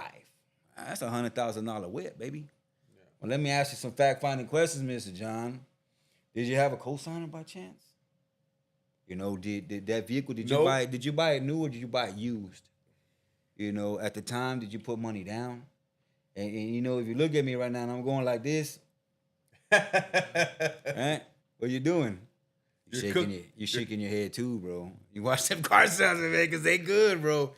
So, you're cooking the deal. Yeah, for sure. So a holdback is let's just say you got a sorry salesman and he just can't hold his ground for nothing, and he got somebody walking all over him, taking the rebate, getting the dollar price on the sticker on the internet price or something, right? Because they have to honor that. Well, a dealership actually has $1,500 in that deal, so basically, like, they will never lose $1. So even if they lost that, they're still gonna make $1,500 deal. I always wondered that. And they ain't tripping. And they always tell you, like, you don't lose a deal over like $5,000. We're gonna strike a deal up, you know. So whenever you go to a dealership and you apply for that application, you are basically giving them consensual rights to search your credit, to run your credit, however many times you want. If you got somebody behind that desk who's inexperienced, bro, and they go run your credit app to like 5-6 different people, maybe 7, maybe 8, maybe 10. Hey, yeah, that shit's Especially dropping. used car dealership, Yeah. like 40 different subways, so they can find somebody I mean, without financing. but not only that, but if you go in there with attitude and they don't like you and they're getting mad because you won't leave or something, I mean, they could literally just run you to the ground just because. So with that being said and done, never fill out the applications, man. So let's just say, is it in your best interest if you're buying a car to go speak to your financial institution first before even going to the dealership? Absolutely. Absolutely. You don't have a financial institution. Well, then that's when you go to the dealership and you roll the dice, man. You roll the dice. But that's why I always tell people, like, you want to go with somebody who's seasoned and experienced, like my boy Odell, like Cole, like Jacob, guys who've been selling cars 5 years and they ain't, you know, working here tomorrow and then the next day they somewhere down the street, you know, because they can't make it. It is what it is, you know. So these guys that I know personally, you know, they've been selling cars for years. Shout out to my boy Lupe too. Can't forget about Lupe. That's my dog right there. I don't know how that guy hustled me, man. You know, he talking about, Raul talking about, man, get with Lupe. Y'all can carpool. And somewhere along the road, man, I ended up pulling his ass for 2 years over there back and forth, bro. He got a car and everything, but, man, shout out to my boy, dog. That's my dog right there. But being there, man, you know, you get to learn how to buy a car. And as far as buying a car goes, you know, you want to have a decent credit score. You want to have a check stub. You want to have your, you know, proof of address, proof of residence type of deal, but you're basically going to be good in finance based on the amount of money you have, you're making monthly, and of course, if you got bills, then you got to kind of deduct that and they'll categorize your budget with that. Yeah. So that's why sometimes you need a co-signer because they got more funds, and you can combine the funds to make it approvable through like a lender, for instance. Okay. So I have a question. Say I'm a dude off the street, and I have, let's say, $20,000 cash, but I don't have a job. For sure. But I got $20,000 cash. So would I be able to finance a vehicle, let's say, at one of these car dealerships, or is it in my best interest just to go purchase a vehicle cash? Well, man, look, like I said, I was number one out of 22 people, you know, a lot. And so, like me, personally, I already know that whenever you're dealing with credit and money down, whenever you pass the threshold of like 30% of what the vehicle comes out to be, you bypass a lot of stupid questions. Okay. So, for instance, you got 20 bands down and we're going to buy a $60,000 whip, even though it's new. I can basically bypass that 30% because now they're going to ask as much questions because the lender is seeing that you're putting such a significant amount of money down that they're going to let it go. Because if you happen to default and they got to pick up the vehicle, well, they just made 20, 30%. What about as far as the IRS, though? As far as IRS, that's another question. Yeah, that's a different So question. so anything with the IRS, So y'all man. have to report that to the IRS. Well, no, it's not even us that have to Yeah. report that. It's basically anybody has to report anything Exactly. over So- anything over so it's- $9,000. okay, yeah. It's like a national law, Yeah, a federal for sure, law, for basically. Whether it's a bank, institute, you're doing conducting business. Anything above $9,000, man, you got to be very, very careful with that, especially if you're doing something illegal, because now you get into some really illegal stuff. So, allegedly, let me give you a little hack. There's an alleged hack. So let's say you are self-employed, right? So say you have, and this is where I come in because I form LLCs. Oh, I got. So let's say you have an LLC, right?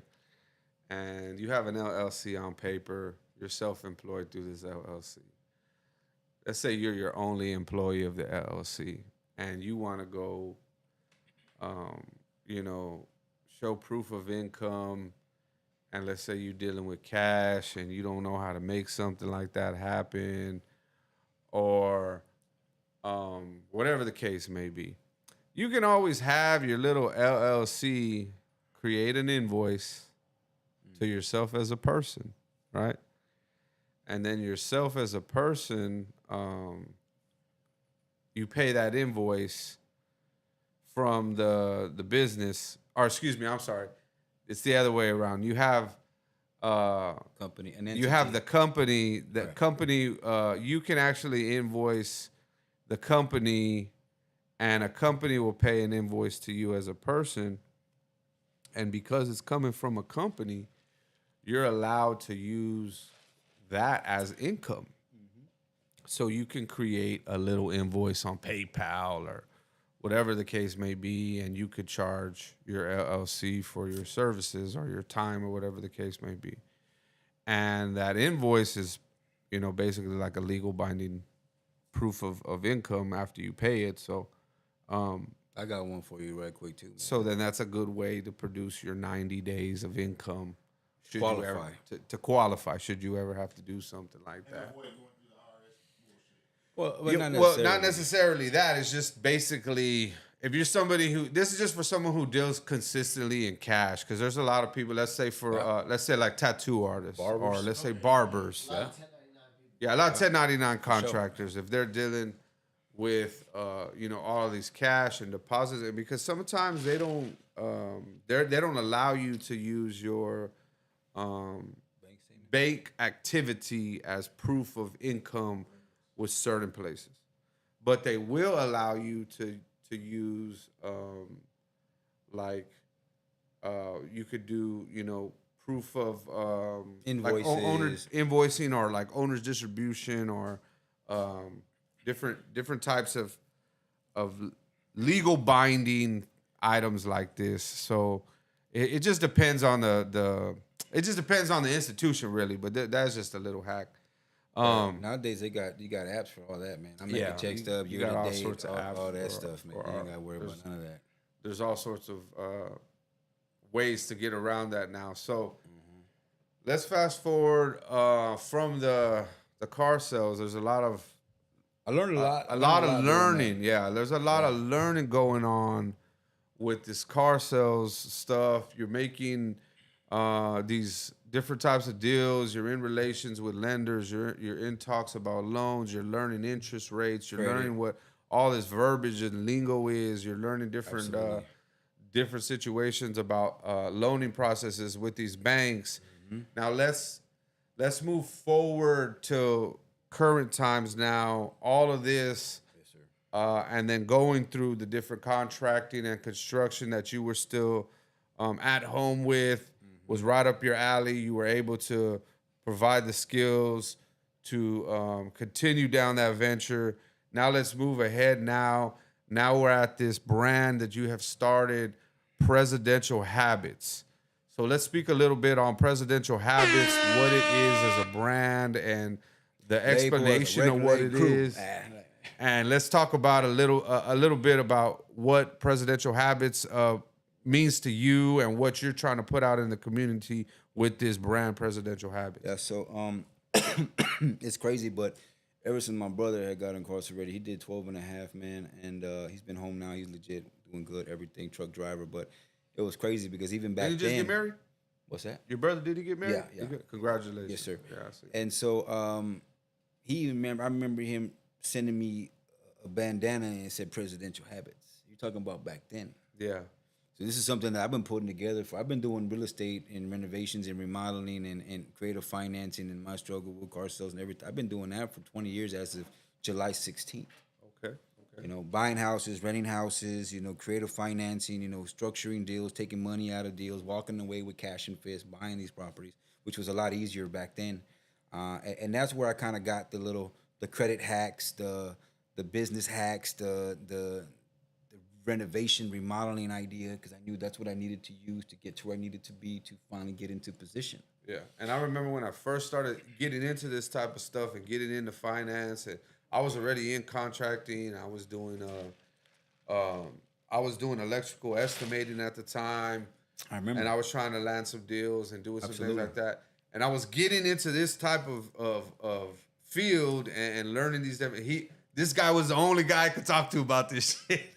It seemed at the time, because it's a different type of lingo. It's a different type of knowledge. When you're in the contracting field and you're getting to meet all these different types of people that utilize these different ways to make money, and you're just like, damn, you know, why the fuck can't I do that? Or For sure. maybe I should, you know, try this or try that.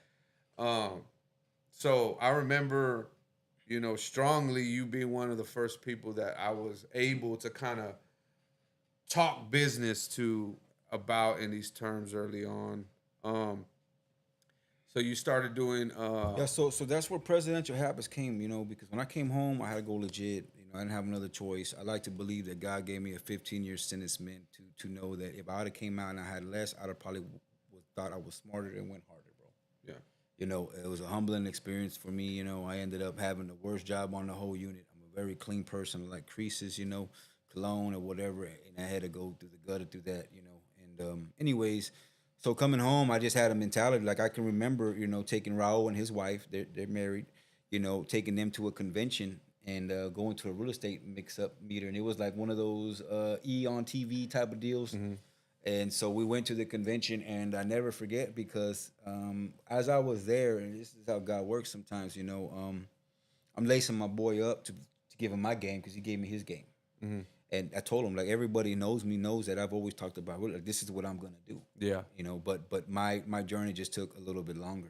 It wasn't on my time. It was God's time. Yeah. And I got to say the same thing, too. I've always had real estate in the back of my mind. I've always put real estate as a one-day type of thing. And it's just been a giant learning process to try to get here. For sure. So it was crazy because I ended up going to that event, and I ended up bumping into the guy who wholesaled me my first property. You're talking about like years later, right? And it turns out now these guys were specifically there to give the guys who were going to pay for the pro. Because at the end of these gigs, they basically have a pitch. Okay. You want to learn how to flip houses? You want to learn how to flip houses, Johnny? Y'all want to learn? Okay, well, you're going to pay me $5,000. We'll take 2 payments of $2,500. We accept credit cards. Come to the back. And so the guys who were paying and got the money, they're serious. Yeah. The bullshitters are going to leave. So that's what they were doing. They were targeting the guys who were pulling the trigger, and they were giving them the cards. And I never forget, because at the time now, these guys are now investors, bro. These guys already acquired like 20, 30 properties now from being wholesalers. So that's something that really sparked my interest. I'm like, damn, these dudes can do that? Yeah. I know I can do that. Because I was the one who bought it from them and pulled the money out. Yeah. So with that being said and done, man, after the car sales, I ended up making like $17K one month. And I made more than the managers, and it was a tricky time because there was new managers in position, and so they changed the pay plan like the very next day. Oh, shit. Like, nah, man, these dudes making too much money. Oh, hell. And they were like, yeah, well, you know what? If you sell this many cars this month and this many cars this month, John, we get you a rollie. We'll do this. We'll buy you that. We'll buy it. And I'm like, man, like, nah, man. Nah, I want that bread. I want to do what I want to do with that money. You ain't gonna dictate what I do with that money. And so that next month, I think that month prior, I sold like, I don't know, 28 cars, 26 cars, which is a lot, bro. Yeah. The next month, I sold like 30 whips. I know motherfuckers that can't sell 28 eighths. Bro. Bro, I sold 30 whips in the same month, bro. And that next time I got my check, it was like less than 5 G's, bro. Oh, shit. My nigga, I just made 16,700. And now you talking about less than 5 G. Man, we got a problem. Houston, we got a problem. So I ended up I was there for like 2 years, bro. I was gonna sell cars the rest of my life, Jay. Straight up. I was like, man, this is what I'm made. I'm gonna be a manager. I'm gonna get behind the desk. You know, I realized that 60% of my sales came after 6 o'clock. You know, I realized that not being there first and being there last, like making calls, setting appointments, like this was all prone to what I'm doing nowadays. Yeah. Negotiations, you know, I mean, somebody couldn't sell a car, bro. They would literally call you and they'd be like, JP to the sales desk, JP to this. I mean, somebody couldn't sell a car and I'm about to get half your deal, bro. Yeah. Straight up. And then, you know, they taught us, like, you got to control your customer. Yeah. So, like, I go in there and you mad and you crazy because you like, man, Jay, I told him I want to be at 550, man. You know, I'm looking at a payment. It's 620. And they talking. I'm like, all right, well, let's go look at the car. You know, come on, follow me outside. They're like, oh, man, I already saw the car. I just want to get my numbers. Okay, well, look. You got a whole bunch of people looking at you in the glass house, the managers. So my job is to literally control my customer. Yeah, for sure. So now you had your opportunity. This guy's a doctor. He's a cop. I don't know who he is. I'm going to go out there and, all right, John, well, look, do me a favor. We need to shake your hands. I need you to get up. I need you to come around the corner. We're going to look at this truck again, man. I need you to follow me. Come follow me, and let's go look at this truck again. Yeah. All right, you know what you're getting, right? This is the Platinum Edition. We got the 360-degree bird's eye view. We got the $1,800 tailgate. We got the King Ranch Edition, you know, double stitch interior, automatic deployable running boards. We got the tires. We got the rims. This is MPG, this towing package, you know. All right, now go ahead and get in the car. I already tested, man. Get in the car, man. Follow me. That's what we're trained to do. So what I'm doing now is I'm basically in control of my customer. Yeah, for sure. Right? And then we go take it for a drive. We come back, and then now I'm about to hit you with the Foursquare, right? That for those who know what a Foursquare is Yeah, I know. that's where you're coming down to numbers. You know, money down, how much you're paying a month, how much you're paying for the vehicle, maybe what discounts or what you're getting for your trade. So now, if you're telling me I just want to be here. Dude. I want to be at monthly 550, payment. I need to be 550. All right, you get So I give you- 1,096 months. I give you $550. I give you the Foursquare, right? And you see 620. You're like, man, JP, wasting my time, bro, man. I'm leaving. Hold up, man. Look, you know and I know that this is gonna be national based upon your credit and your payment history. You know and I know that the less money you put down, the more payment goes up. Yeah. So with the amount of money you're putting down here, with the amount of money you're putting down, you like the vehicle, right? This is the vehicle you wanted, right? You got the Platinum, you got the automatic deployable running board, you got the cool factors, you got the leather, you got the two-tone paint, whatever, you know. Well, guess what? I'm telling you yes, and you telling me no. You telling me no, Johnny, for literally less than $2 a day, bro. Yeah. Oh shit, That's less than a soda a day, bro. You telling me no for about a soda a day, bro. And I'm telling you yes. So That's the way you what I put was it. taught from Matt, from all these car sales people in general, right? We're taught to break it down to the ridiculous. Yeah. That's part of my training. So Yeah, I when get you break that. it down to the ridiculous, and shout out to my boy Raul Rodriguez, I'm telling you that it's his birthday today, bro. Real tough. Yeah, man, that's my dog right there, man. And it turns out, bro, like, you know, it makes sense, bro. You gotta make it make sense. Yeah, Matter of fact, hell you're yeah. not gonna have a payment for 45 days. Let's get this thing going. Yeah. So whenever they change the pay plan, and I made less than $5,000, Johnny, I'm like, dude, I'm working 80 hours a week, bro. I'm number one salesperson every month, man. I mean, if I'm not number one, I'm right next to him, bro. Yep. And I know that I got skills and that I can go get a job, man. And I ain't trying to do that. So it turns out, bro, I ended up, man, you know what I'm gonna do? I'm gonna put in my 2-week notice. Mm-hmm. I never forget. They told me, you know what? Don't worry about your 2-week notice, man. You can pack your shit up and leave now. Damn. This was a new manager at the time. And I was like, what? It's like, yeah, everybody's replaceable. You can pack your stuff up now, go ahead and leave now, and you can bounce now, bro. Yeah. Everybody's replaceable. As a boss, though, that's Man. drilled into your head that everybody's replaceable. Real talk, bro. Like, I really felt like, man, I'm not replaceable, bro. Yeah, I'm that one guy. I'm that 1%er that's not replaceable, bro. So I ended up packing up my stuff and I left, bro. Smile on my face, I didn't say nothing to nobody, you know. Next day, bro, everybody found out that, because I don't miss days, bro. Everybody found out I'm gone, bro. The whole sales floor quit. Damn. They bounced. Damn, this dude's selling 30 cars a month and can't make it. How am I going to make it? Yeah. You know, and a lot of times, you know, when you're talking about boss and you know these big name people, when they got pay structures, if you don't take care of your people gonna dip, brother. Yeah, that's one thing that I've always been Straight up. real adamant about.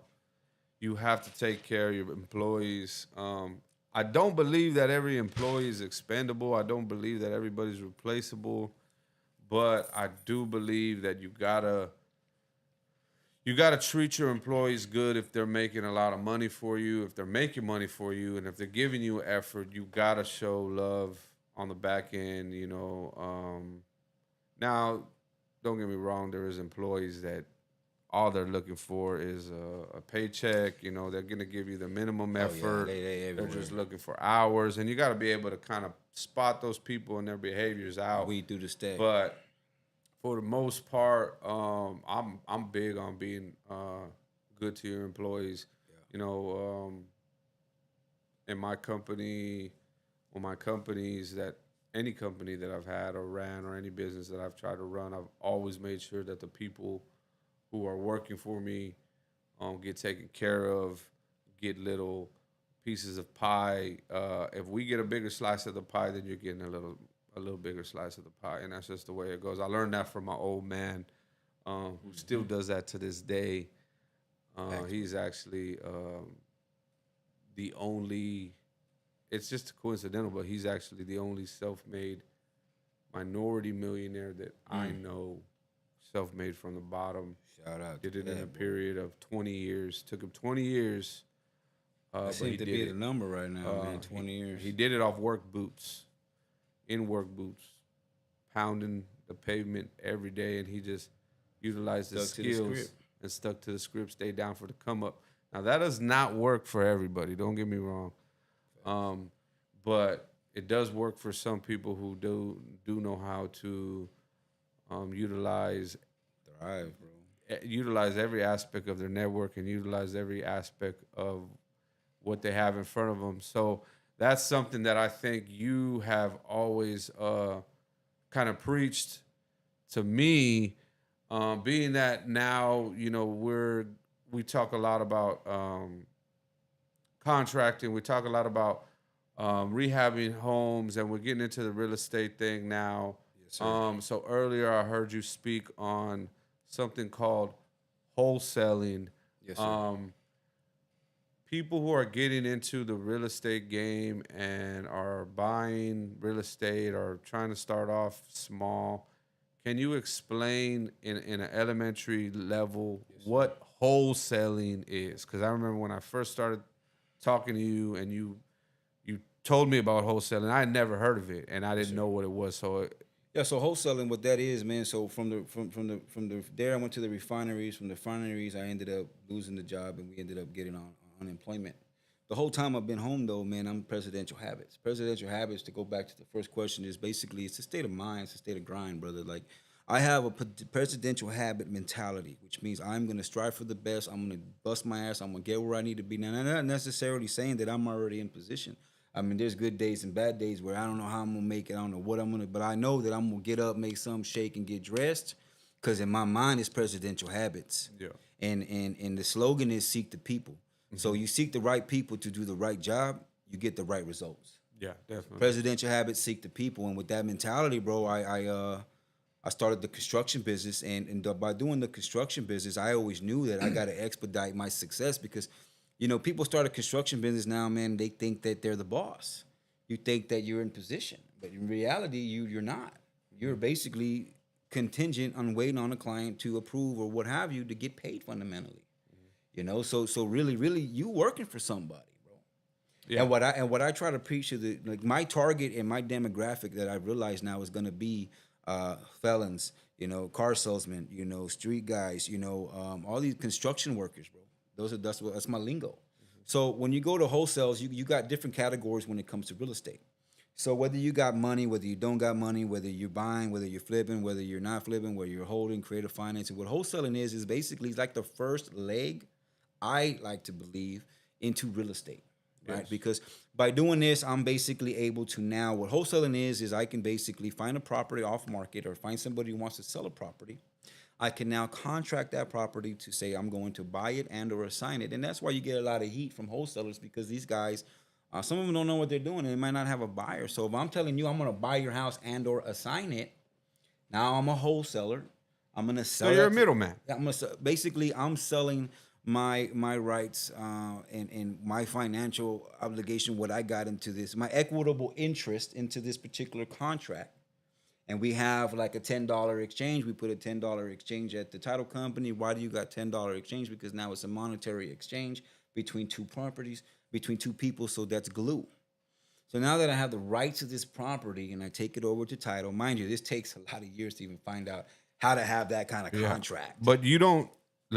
You can be a regular person Absolutely. and not be a realtor to perform this, correct? Right. So basically, me being a felon and being out of where I came from, I had a background and I'm still on parole and everything. So I cannot be a licensed real estate agent because with being a licensed real estate agent, you got fiduciary obligations to where you gotta do background checks. I mean, You have what obligations? Fiduciary obligations. Explain to the normal person what a fiduciary Basically, obligation is. It's a kind of a blessing in disguise that I'm not a realtor, because now as a realtor, I have to tell you, hey, Johnny, I know you want to sell this house for $80,000, but with my fiduciary obligation to my real estate license by the TREC, Texas Real Estate Commission of Texas, or what have you, you can actually sell this property for $140. So I really can't buy it for the $180 because now I'm kind of screwing you. I can put my license at jeopardy. Yeah. So by being a non-licensed real estate agent and by having this knowledge, brother, like I can literally do anything and everything under the book as long as it's legitimate, right? So in let's put it in the street terms, it's like if you're a middleman, you know a buyer and you know the plug, then you could make the deal meet ends. You could put your little tax on top of it, and if you can make the deal happen, then you can make some money. Absolutely. So that's basically what wholesaling 101. In a nutshell, from street terms to business talk, that's what wholesaling is when it comes to real estate. Now, I heard you make a statement earlier. You said the phrase off market. Yes, sir. Can you explain what you mean by off market? Oh, you got a good ear, brother. Yeah. So basically, you got investors, you got realtors, you got brokers, you got a lot of people who are already in position. Broker, and what is a broker? What is the difference between a broker and a real estate agent? Okay, so in the real estate realm, you got to basically be a real estate agent for like 5 years. You got to pass some tests, and then you can basically graduate to become a broker. A broker is the one who's going to run the shop, maybe 5, 6, 10 people, however many real estate agents until they get to be a broker at their pace. So now you got the broker and you got the real estate agent who works for him. So if you're making 6%, he makes 3%. So the broker is basically like the OG real estate agent who kind of is the overseer of the rest of the realtors. Yes, sir. Absolutely. Okay. And that's the boss, basically. Okay. So that's the big boss right there. Okay. So then explain to us what off market means. Okay. So now when it comes to finding and locating properties, a lot of investors, brokers, real estate agents, or whoever, they might have certain properties that are coming up that aren't necessarily on the MLS. What's an MLS? MLS is basically a nationwide database where they put properties for sale all over the United States. So if I look on Zillow or Realtor.com, the houses that I see on those websites or those apps are based off of the MLS. Yes, sir. Basically. Okay, and that's considered on market. Yes. The properties that JP was speaking of off market are off market, right, and so those are kind of properties. That means before it hits the MLS? Yeah. Yes. So You get the word before it hits Yeah, the MLS. or its owner. It would be so for sale by owner, so that it doesn't necessarily reach the MLS because the MLS is basically like an aid for people who are selling homes, realtors and stuff like that. So, and the reason why I say on market is because to talk about the off market, that's my niche, right? So I've always been the plug. I've always known how to put in the work. I've always known how to get a job done. I've always known how to link some people up, manage money, manage people, right? So then now if you do this, and now what I do now is how do I basically get off-market properties before they get to the realtors, investors, and brokers and everybody else. So I learned very early on that I have a demographic. You know, from my construction people, from people that I know, people that I do business with, you know, just conversations that we have every day. And on top of that, along the way, bro, I started learning who real wholesaler was outside of Corpus. And I started investing in myself to learn what it is they're doing to scale this on a bigger scale. Okay. And that's what really opened my eyes to the wholesale world. You know, And it's a whole entire different it really business is. world. You know, it It really is. coming from one type of business world, and then you jump into this real estate thing where you have these different aspects of, like you said, you have realtors, you have brokers, you have Investors. wholesalers, you have investors, you have, you know, the hard lenders that are just on the side. You have all of these different types of aspects Private to money, this, whatever. to this real estate thing, and it's an entirely different world when it comes to this hustle. So let's talk about a little bit, because I kind of wanted to give the guys a little bit of game Yes. in reference to what do you. Well, let me just say this. I think Let's right get to now, the good stuff. Yeah, I think right now real estate is one of the best things that you can invest in. Right now in 2025, next to something like, let's say, gold, because of the fact that real estate and gold, they kind of have what's called an appreciation rate that is going to stick with them as matter opposed to a different asset such as a vehicle.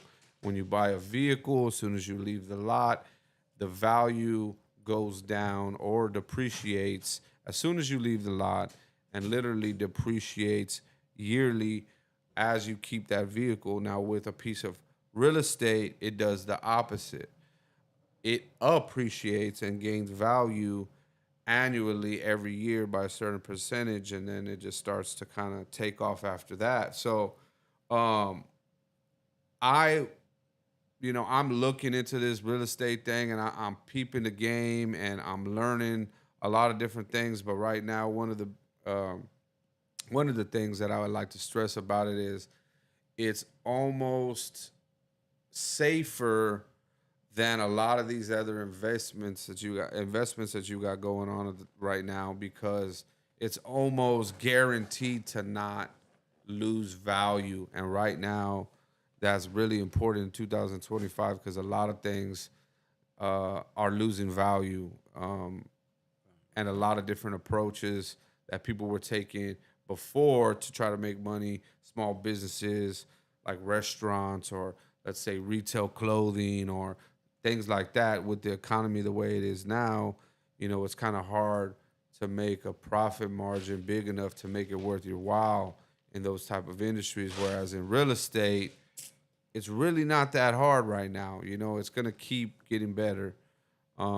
So with that being said, just kind of give us a general breakdown of what it is that you got going on, or what it Okay. is that you want to Yeah, explain to it. What is it? Yeah, that let's you get to do? the good stuff, man. Let's cut the BS. So basically, now what we're doing is I realized that from the construction world, I need to get into the flips and the wholesales and to bring in deals, because I'm never going to be in position, and I'm never going to be in full control of my own destiny until I'm in position. I'm in control of everything, the money, the deal, the whatever, and that's something that I've learned along this route of mine. Yeah. So with that being said, we have a book writing about this. I mean, I've told you about it. We're not going to say no names, but it's going to be, just some primary steps that you can take to take action on. And it's going to start with like deal flow creates real flow. Yes. What does that mean, right? It takes money to make money. Now, that doesn't necessarily mean it's going to take your money. So basically, what we do is we can spend money. So going to all these places, I've learned that you can actually spend money in marketing, spend money in advertisement, find people, pull lists, pull data to call people to see if they want to sell their house, to find these off-market properties. Or you can get creative like I do, and you can actually just find somebody who wants to sell a house. Yeah. So like, I'll give you an example. Don't be afraid to pound the pavement. Use Yeah. that gas pedal on your car. Yeah, for sure. But like, I heard somebody tell me the other day, like, yeah, I'm gonna go make a bunch of doorknobs, and we're gonna go hang doorknobs. We're gonna get some jobs in. And I'm like, dude, like, I would never do that. Why? Because there's so many other ways to do that. I can go pay for a mailer for $100 and do Yeah, you can go pay on 10 times the amount of you're doing, and with less effort. So with that being said and done, man, finding off market property with the wholesale, and then we actually tapped into my guy with good credit. So by having good credit and going to the events, we ended up linking up with a company. They basically charge a flat fee, and they'll basically get your business credit and your business entity established with business credit cards. So with that being said and done, we took about a year and a half with that being said and done, and now we basically, my individual got acquired some serious capital, and we ended up tapping into buying into a mentorship that now we have access to for like $30,000, bro. You're talking about 30 bands. You're basically buying into a network. Buying into a And when business. we say network, we mean a group of individuals that already got their system going. Absolutely. So by doing that, man, and doing this for so long, it really just shifted my state of mind, brother, because I never realized that having good credit can now get a business entity, can now get business credit cards at like 0% interest for like 12 months, 15 months, 24 months. And you hear a lot of this online, bro, and you hear Yeah. a lot of people talking about Absolutely. these types of Everybody's doing it. Yeah. You know, there's not a lot of people doing it here, but there's a lot of people who are doing it in general, and you really don't know who's who for that matter. But what I love about this is now we're actually set up financially and in that position now we're doing that. Mystic Capital, that's who it is. We pay for the mentorship. We have over like 60 lenders. We create what's called a Shelf Corp LLC. We'll get to that information. So when you don't have an LLC and you a want to limited liability company. and you want to create a business entity, you can actually set up what's called a Shelf Corp LLC. And what a Shelf Corp LLC is basically an LLC that has already been formed within the state. Yep. And basically is just sitting there. It's like it 5 hasn't, years season, it hasn't basically. been, basically it has not filed a tax return of any sort that shows income.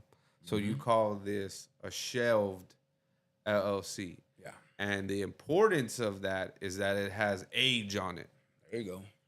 So by having that age on this Shelf Corp LLC now, and you got a good credit factor, so basically now we're able to now turn around now and get you lined up with the team of people that we have and the business in the box that we purchased, brother, to where now we can get you approved for business credit cards. And the importance for a business credit card is, and I never knew this, I just literally learned this maybe about a year ago, that it's completely separate from your personal credit. Now, in order to obtain this, they are definitely going to be getting what's called a PG, a personal guarantee. In other words, you got good credit, you got this LLC set up, but we're going to look at your credit to personally say that you can take care of this. And once Because that, your business has no history. So Right. they got to get a guarantee from somewhere. So by they go these- to you personally. Yeah, so what these guidelines is now, you know, like Trump and like a lot of other stuff going on right now, they're actually giving out money to people who qualify because they have to lend this money out. It's backed up, you know. So now, with that being said and done, I go get $50,000 credit card, you know, with Chase or whoever.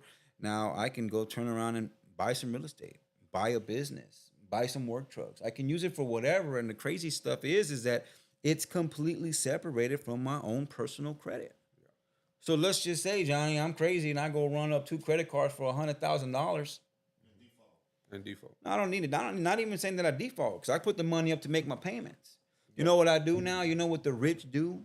I can now turn around now and go get a debt consolidation loan for those 2 particular items and pay, let's say, $1,200, $2,000 or whatever it may be and turn those down into zero. I can use my good credit because remember, my personal credit is separated from everything. Yeah. I gotta go buy me another Shelf Corp LLC, and I can go create another $100,000. And you could just leave the formation of the first one. That's It's still there. It doesn't matter, right? yeah. So with that being said and done, that really opened my eyes to a lot of different things. But most importantly, bro, is first of all, we're not charging anything up front for this stuff.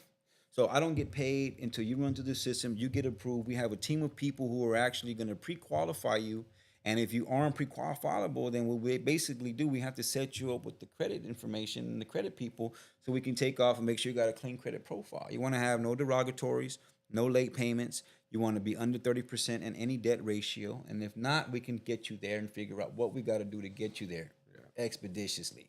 And if you have shitty credit, then holla at homeboy D Grand, Devon Grand. He's He's killing it right now. killing it right now. 6G Credit Solutions. Shout out. Yeah. Max fact, he's working on mine, bro. Real And talk. and for you guys out there, that still live on cash and basically is, you do that because that's all you know. There's a big there's a big world out there of ways to make money other than cash, and then there's a lot of other things that you could do with the cash. Preach. But you're not gonna be able to rent a car with cash. You're not gonna be able to, buy a home with cash unless you're gonna, you're not gonna be able to do that. So you're gonna have to try to get your credit right sooner or later. And there's a lot of little hacks and ways to do it, but you gotta get your credit in line. And you can start with a secured credit card. Start off there. Go to your credit union. Take $300, take $500. Not all credit unions do this anymore, but find a credit union that you can do that at. And you put that amount of money in your savings account. They'll give you a credit card based upon that amount of money that you put in your savings account. That's called a secured credit card. Yes, and then you can start earning points that way. And then you could jump into another credit card like a Citibank or a Capital One or something like that. And then start from there, and then you start doing your little hacks like making 2 payments a month. Make sure your credit card utilization is under 10%. They tell you 30, but go under 10. Shoot for that 10, and then just pay it off. Pay it off every month. Don't even use a lot of it. You could just go literally pump 1 tank of gas in that motherfucker and pay it off, and you still start utilizing points and gaining points that way. And then a couple months later, you ask for a credit increase. And then that's going to put your available credit, higher. And it's going to show that you're using your credit, utilization is still low. And there's all these little hacks that you could do. Yeah. And you could earn credit points the same way a person with $20,000 worth of credit or $40,000 worth of credit with just your little $500 and $1,000 credit. You could still, there's little hacks and little ways that you could still get your credit points up. So I got a good one for that one, man. So like, just to touch on what you're saying and to show some verification, like me personally, there's a Navy Federal crack. Yeah, he was telling me about that. Yeah, so basically after 12:30, it's automated. You got to get on there, get online, do the ad, do the questions or whatever. They're going to ask you, your military, say yes. They have no way to verify this stuff. They're probably going to hate me for this, but whatever. So once you do that, man, they're going to ask you certain questions, whatever. You'll basically get account number, routing number, login information. They're going to ask you for a $10 donation. Then you get your account number and your routing number. You go in the next day. Now you got an account with Navy Federal. And he's saying this because Navy Federal also offers these credit cards. Right. Yeah, they offer a lot of programs with them. And me personally, just to get a general idea. So now, dealing with credit, you can actually create a credit profile. So let's say, for instance, right now you need a boost. Maybe your debt ratios are high a little bit. Maybe, whatever is just not in the right space. You can go to Kickoff right now and pay $38 a month. They're going to pay me for this, actually. Shout out to Kickoff. They're going to put a plug in there. Credit. Yeah, so basically what they do is they'll give you, you pay $38 a month, times it by 12. I think you owe after your first payment, you're at $415. I want to say it's maybe 15 something debt ratio, whatever. But they give you a $3,500 trade line. Mm-hmm. But that's a primary account. So on credit, you'll have a trade line, which is maybe somebody who might add you on as an authorized user, or you have what's called a primary account. Now with the primary account, if I have a $3,500 limit on there that they said they gave me $3,500, but I only owe $415. I just bought me a trade line, Johnny, for $38 that I got to pay every month. That might just increase my credit score 40, 60 points, bro. Yep. And it's a primary account. And there's also another app called Self. Mm-hmm. Self kind of works in the same way, where you basically give them an amount of money. They basically create a CD for you. You pay against that, and you get credit for those payments. And then you could also get credit for bills that you pay every month, like your utility bill, your cell phone bill, your rent, payment history. And it reports that payment history for you through this app. So there's these apps out there that you guys can use to try to get your credit profile started. It's one is called Kickoff. The one he's talking about is Kickoff, Kikoff. Yes, sir. And the one I use is called Self, SELF period. It's a baby blue app. But I actually use this exact app to get my lady's credit up. There you go. When she started, her credit score was like a 440 something. She had all this damage done because of educational loans, child support, all of this, stuff. So I made the adjustments, business wise, the formation. I put her as an employee on. We got her child support situation situated.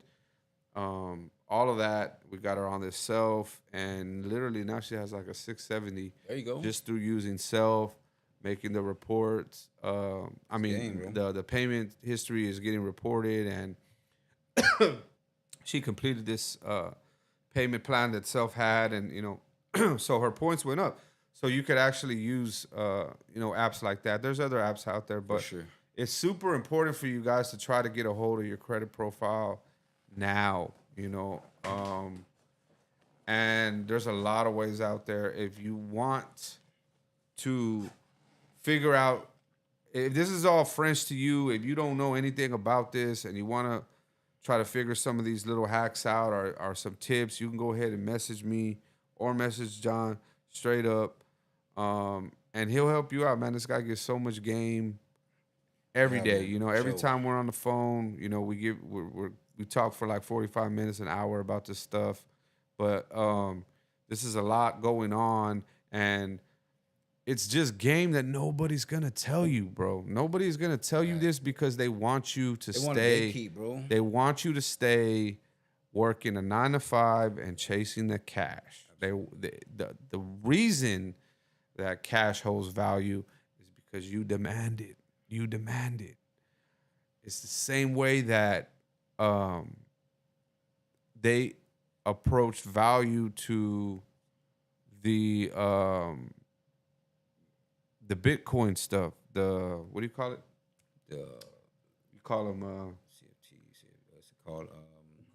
Crypto. But the other one's remember they were doing those little coins. No, but they were doing. I'm talking about those little NFTs. Yeah. It's the same way that they were approaching like the NFTs. They were giving it value based on the demand of it. And now, of course, they didn't. The NFTs they all lost value, but it's kind of the same thing with cash. As long as we keep demanding it, they're just gonna keep printing it. As long as we demand it, we're gonna keep the value where it's at. But they keep printing more money, so the value is going to continue to go down to the U.S. dollar, but as long as people still deem it important, it's always going to be in rotation. Mm-hmm. And you guys just need to learn different ways of utilizing money, because money just does not just mean cash. You know what I'm saying? So this is a big there is a ton to learn on this. I just wanted to bring JP in here to kind of give you. Yeah, we're gonna have to do a part 2 just on that. Well, how much time we got? 5 minutes? And we got a few minutes. It's getting late. It's already we're about 2 hours in. Let's break that down real quick. So by having the credit, having the wholesale deals, now I'm able to find the individual with the credit, right? Find the individuals ready to pull the trigger to make some money, right? If you don't have no money, we can get you business credit card. We can get you capital, like what you're saying. There's other means of capital, right? So now what we did was we basically found an off-market property.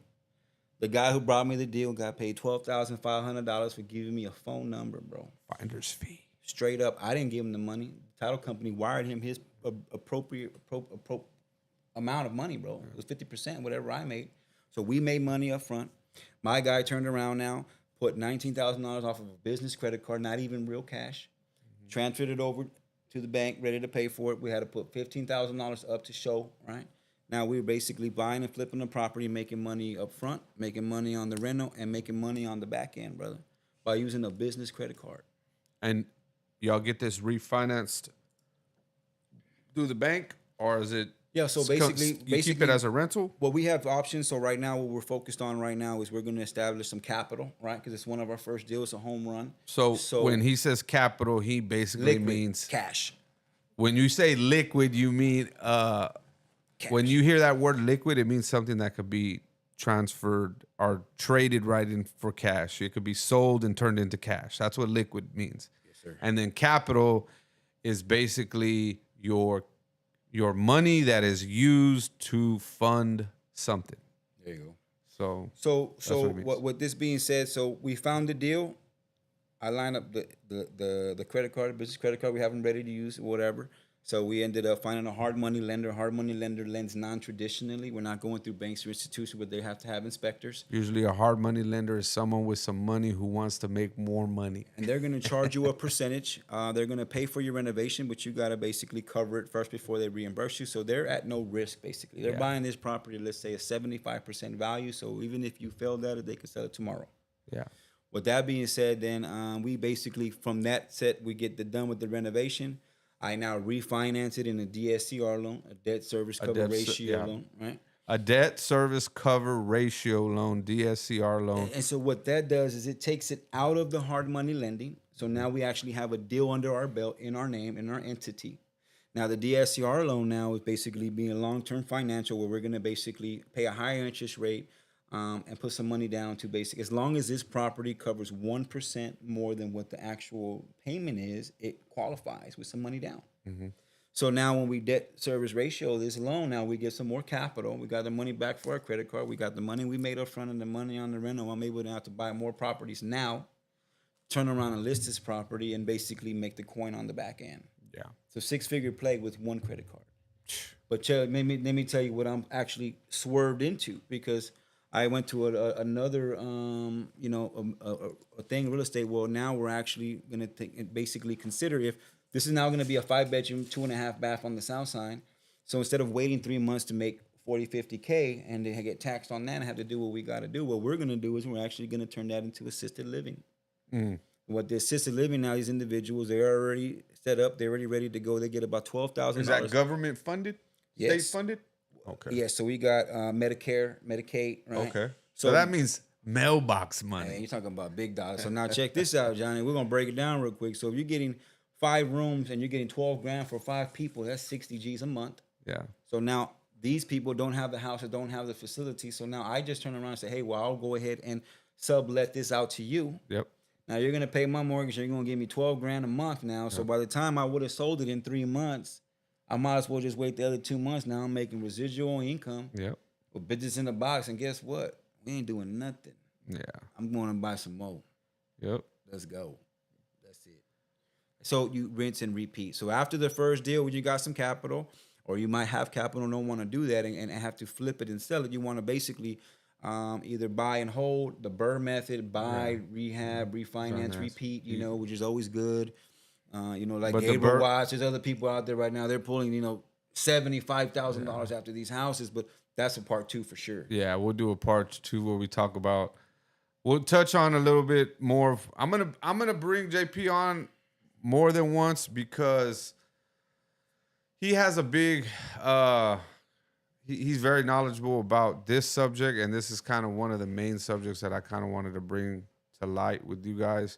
I kind of want to touch a little bit more on what the DSCR loan is, how that works, a little bit more on the refinancing of the bank, how they come into play based on what's called an ARV for your home, which is after renovation value, after rehab value, and what the bank will actually lend you, what percentage they'll lend you based on that ARV, and then how what you kind of do with that after the fact, because you could essentially, sell it, you could pull the equity out, you could do a lot of different things, keep the rental. So that's kind of like something we want to touch on a little bit more, because we could talk a whole lot about that. We didn't even get a section. We were supposed to talk about music. We were supposed to talk about women, but with my guy, like I said, we could go on and we could speak for hours upon this, but we're going to go ahead and do a part 2 on this. We're going to bring JP back. He does have a lot to talk about, so we appreciate y'all tuning in. If you had anything else that you guys want to touch on, we'll go over the comments, and I'll answer some of these comments tomorrow. And just leave a comment, in there if there's anything that you want to know a little bit more about, or something he touched on something and maybe you didn't get enough detail out of it, maybe the wholesale part, or maybe you were really interested in the auto loan part, the auto Credit, sales or credit or whatever the case may be, but Or you want to know the part about just buying a house as a consumer. Or not even that. What I target on people is the sooner you can tell somebody what it is you're doing, the sooner they're going to call you for what it is you're doing. That's car sales 101, right? Number 2 is going to be just because you don't have no money, just because you don't have no credit, just because that doesn't mean you can't do real estate. I'm a prime example. yeah, exactly. I found I'm going to be somebody- a prime example. I found too, somebody who wanted to sell a property. I capitalized on it, and if you don't know, there's a lot of people you can reach out to. But reach out to me, and if there's a deal there, money to be made, we're gonna make sure you get paid. Yeah, well, man. I wanted to bring my guy on because I kind of wanted to help present him to the community for those of you that didn't know.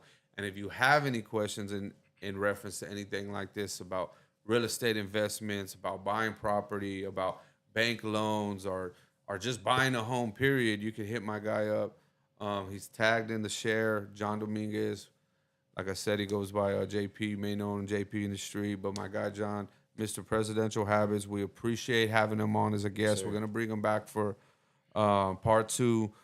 But for right now, we're going to go ahead and call it a day here at Trill Talk, man. Damn, bro, We're here to talked a lot. We talked a baby. lot today. We hope y'all gathered something, man. We always want to God damn it, kick the truth, speak the real, and keep it trill. I always get tongue-tied with my own damn slogan. But we appreciate y'all tuning in. 2 weeks we'll be back. Tuesday night in 2 weeks, same time, and we'll have a different guest. I'll go ahead and make an announcement on that. But we appreciate y'all. This has been episode 3 of Trill Talk with my guy JP. I appreciate you coming up here, having some time for me, man. And Anytime, like I said, baby, we're gonna bring anytime. him on part 2. We always got a lot to talk about. So we appreciate y'all tuning in. We'll see y'all in 2 weeks. It's your boy Loud, signing off, baby. Appreciate y'all.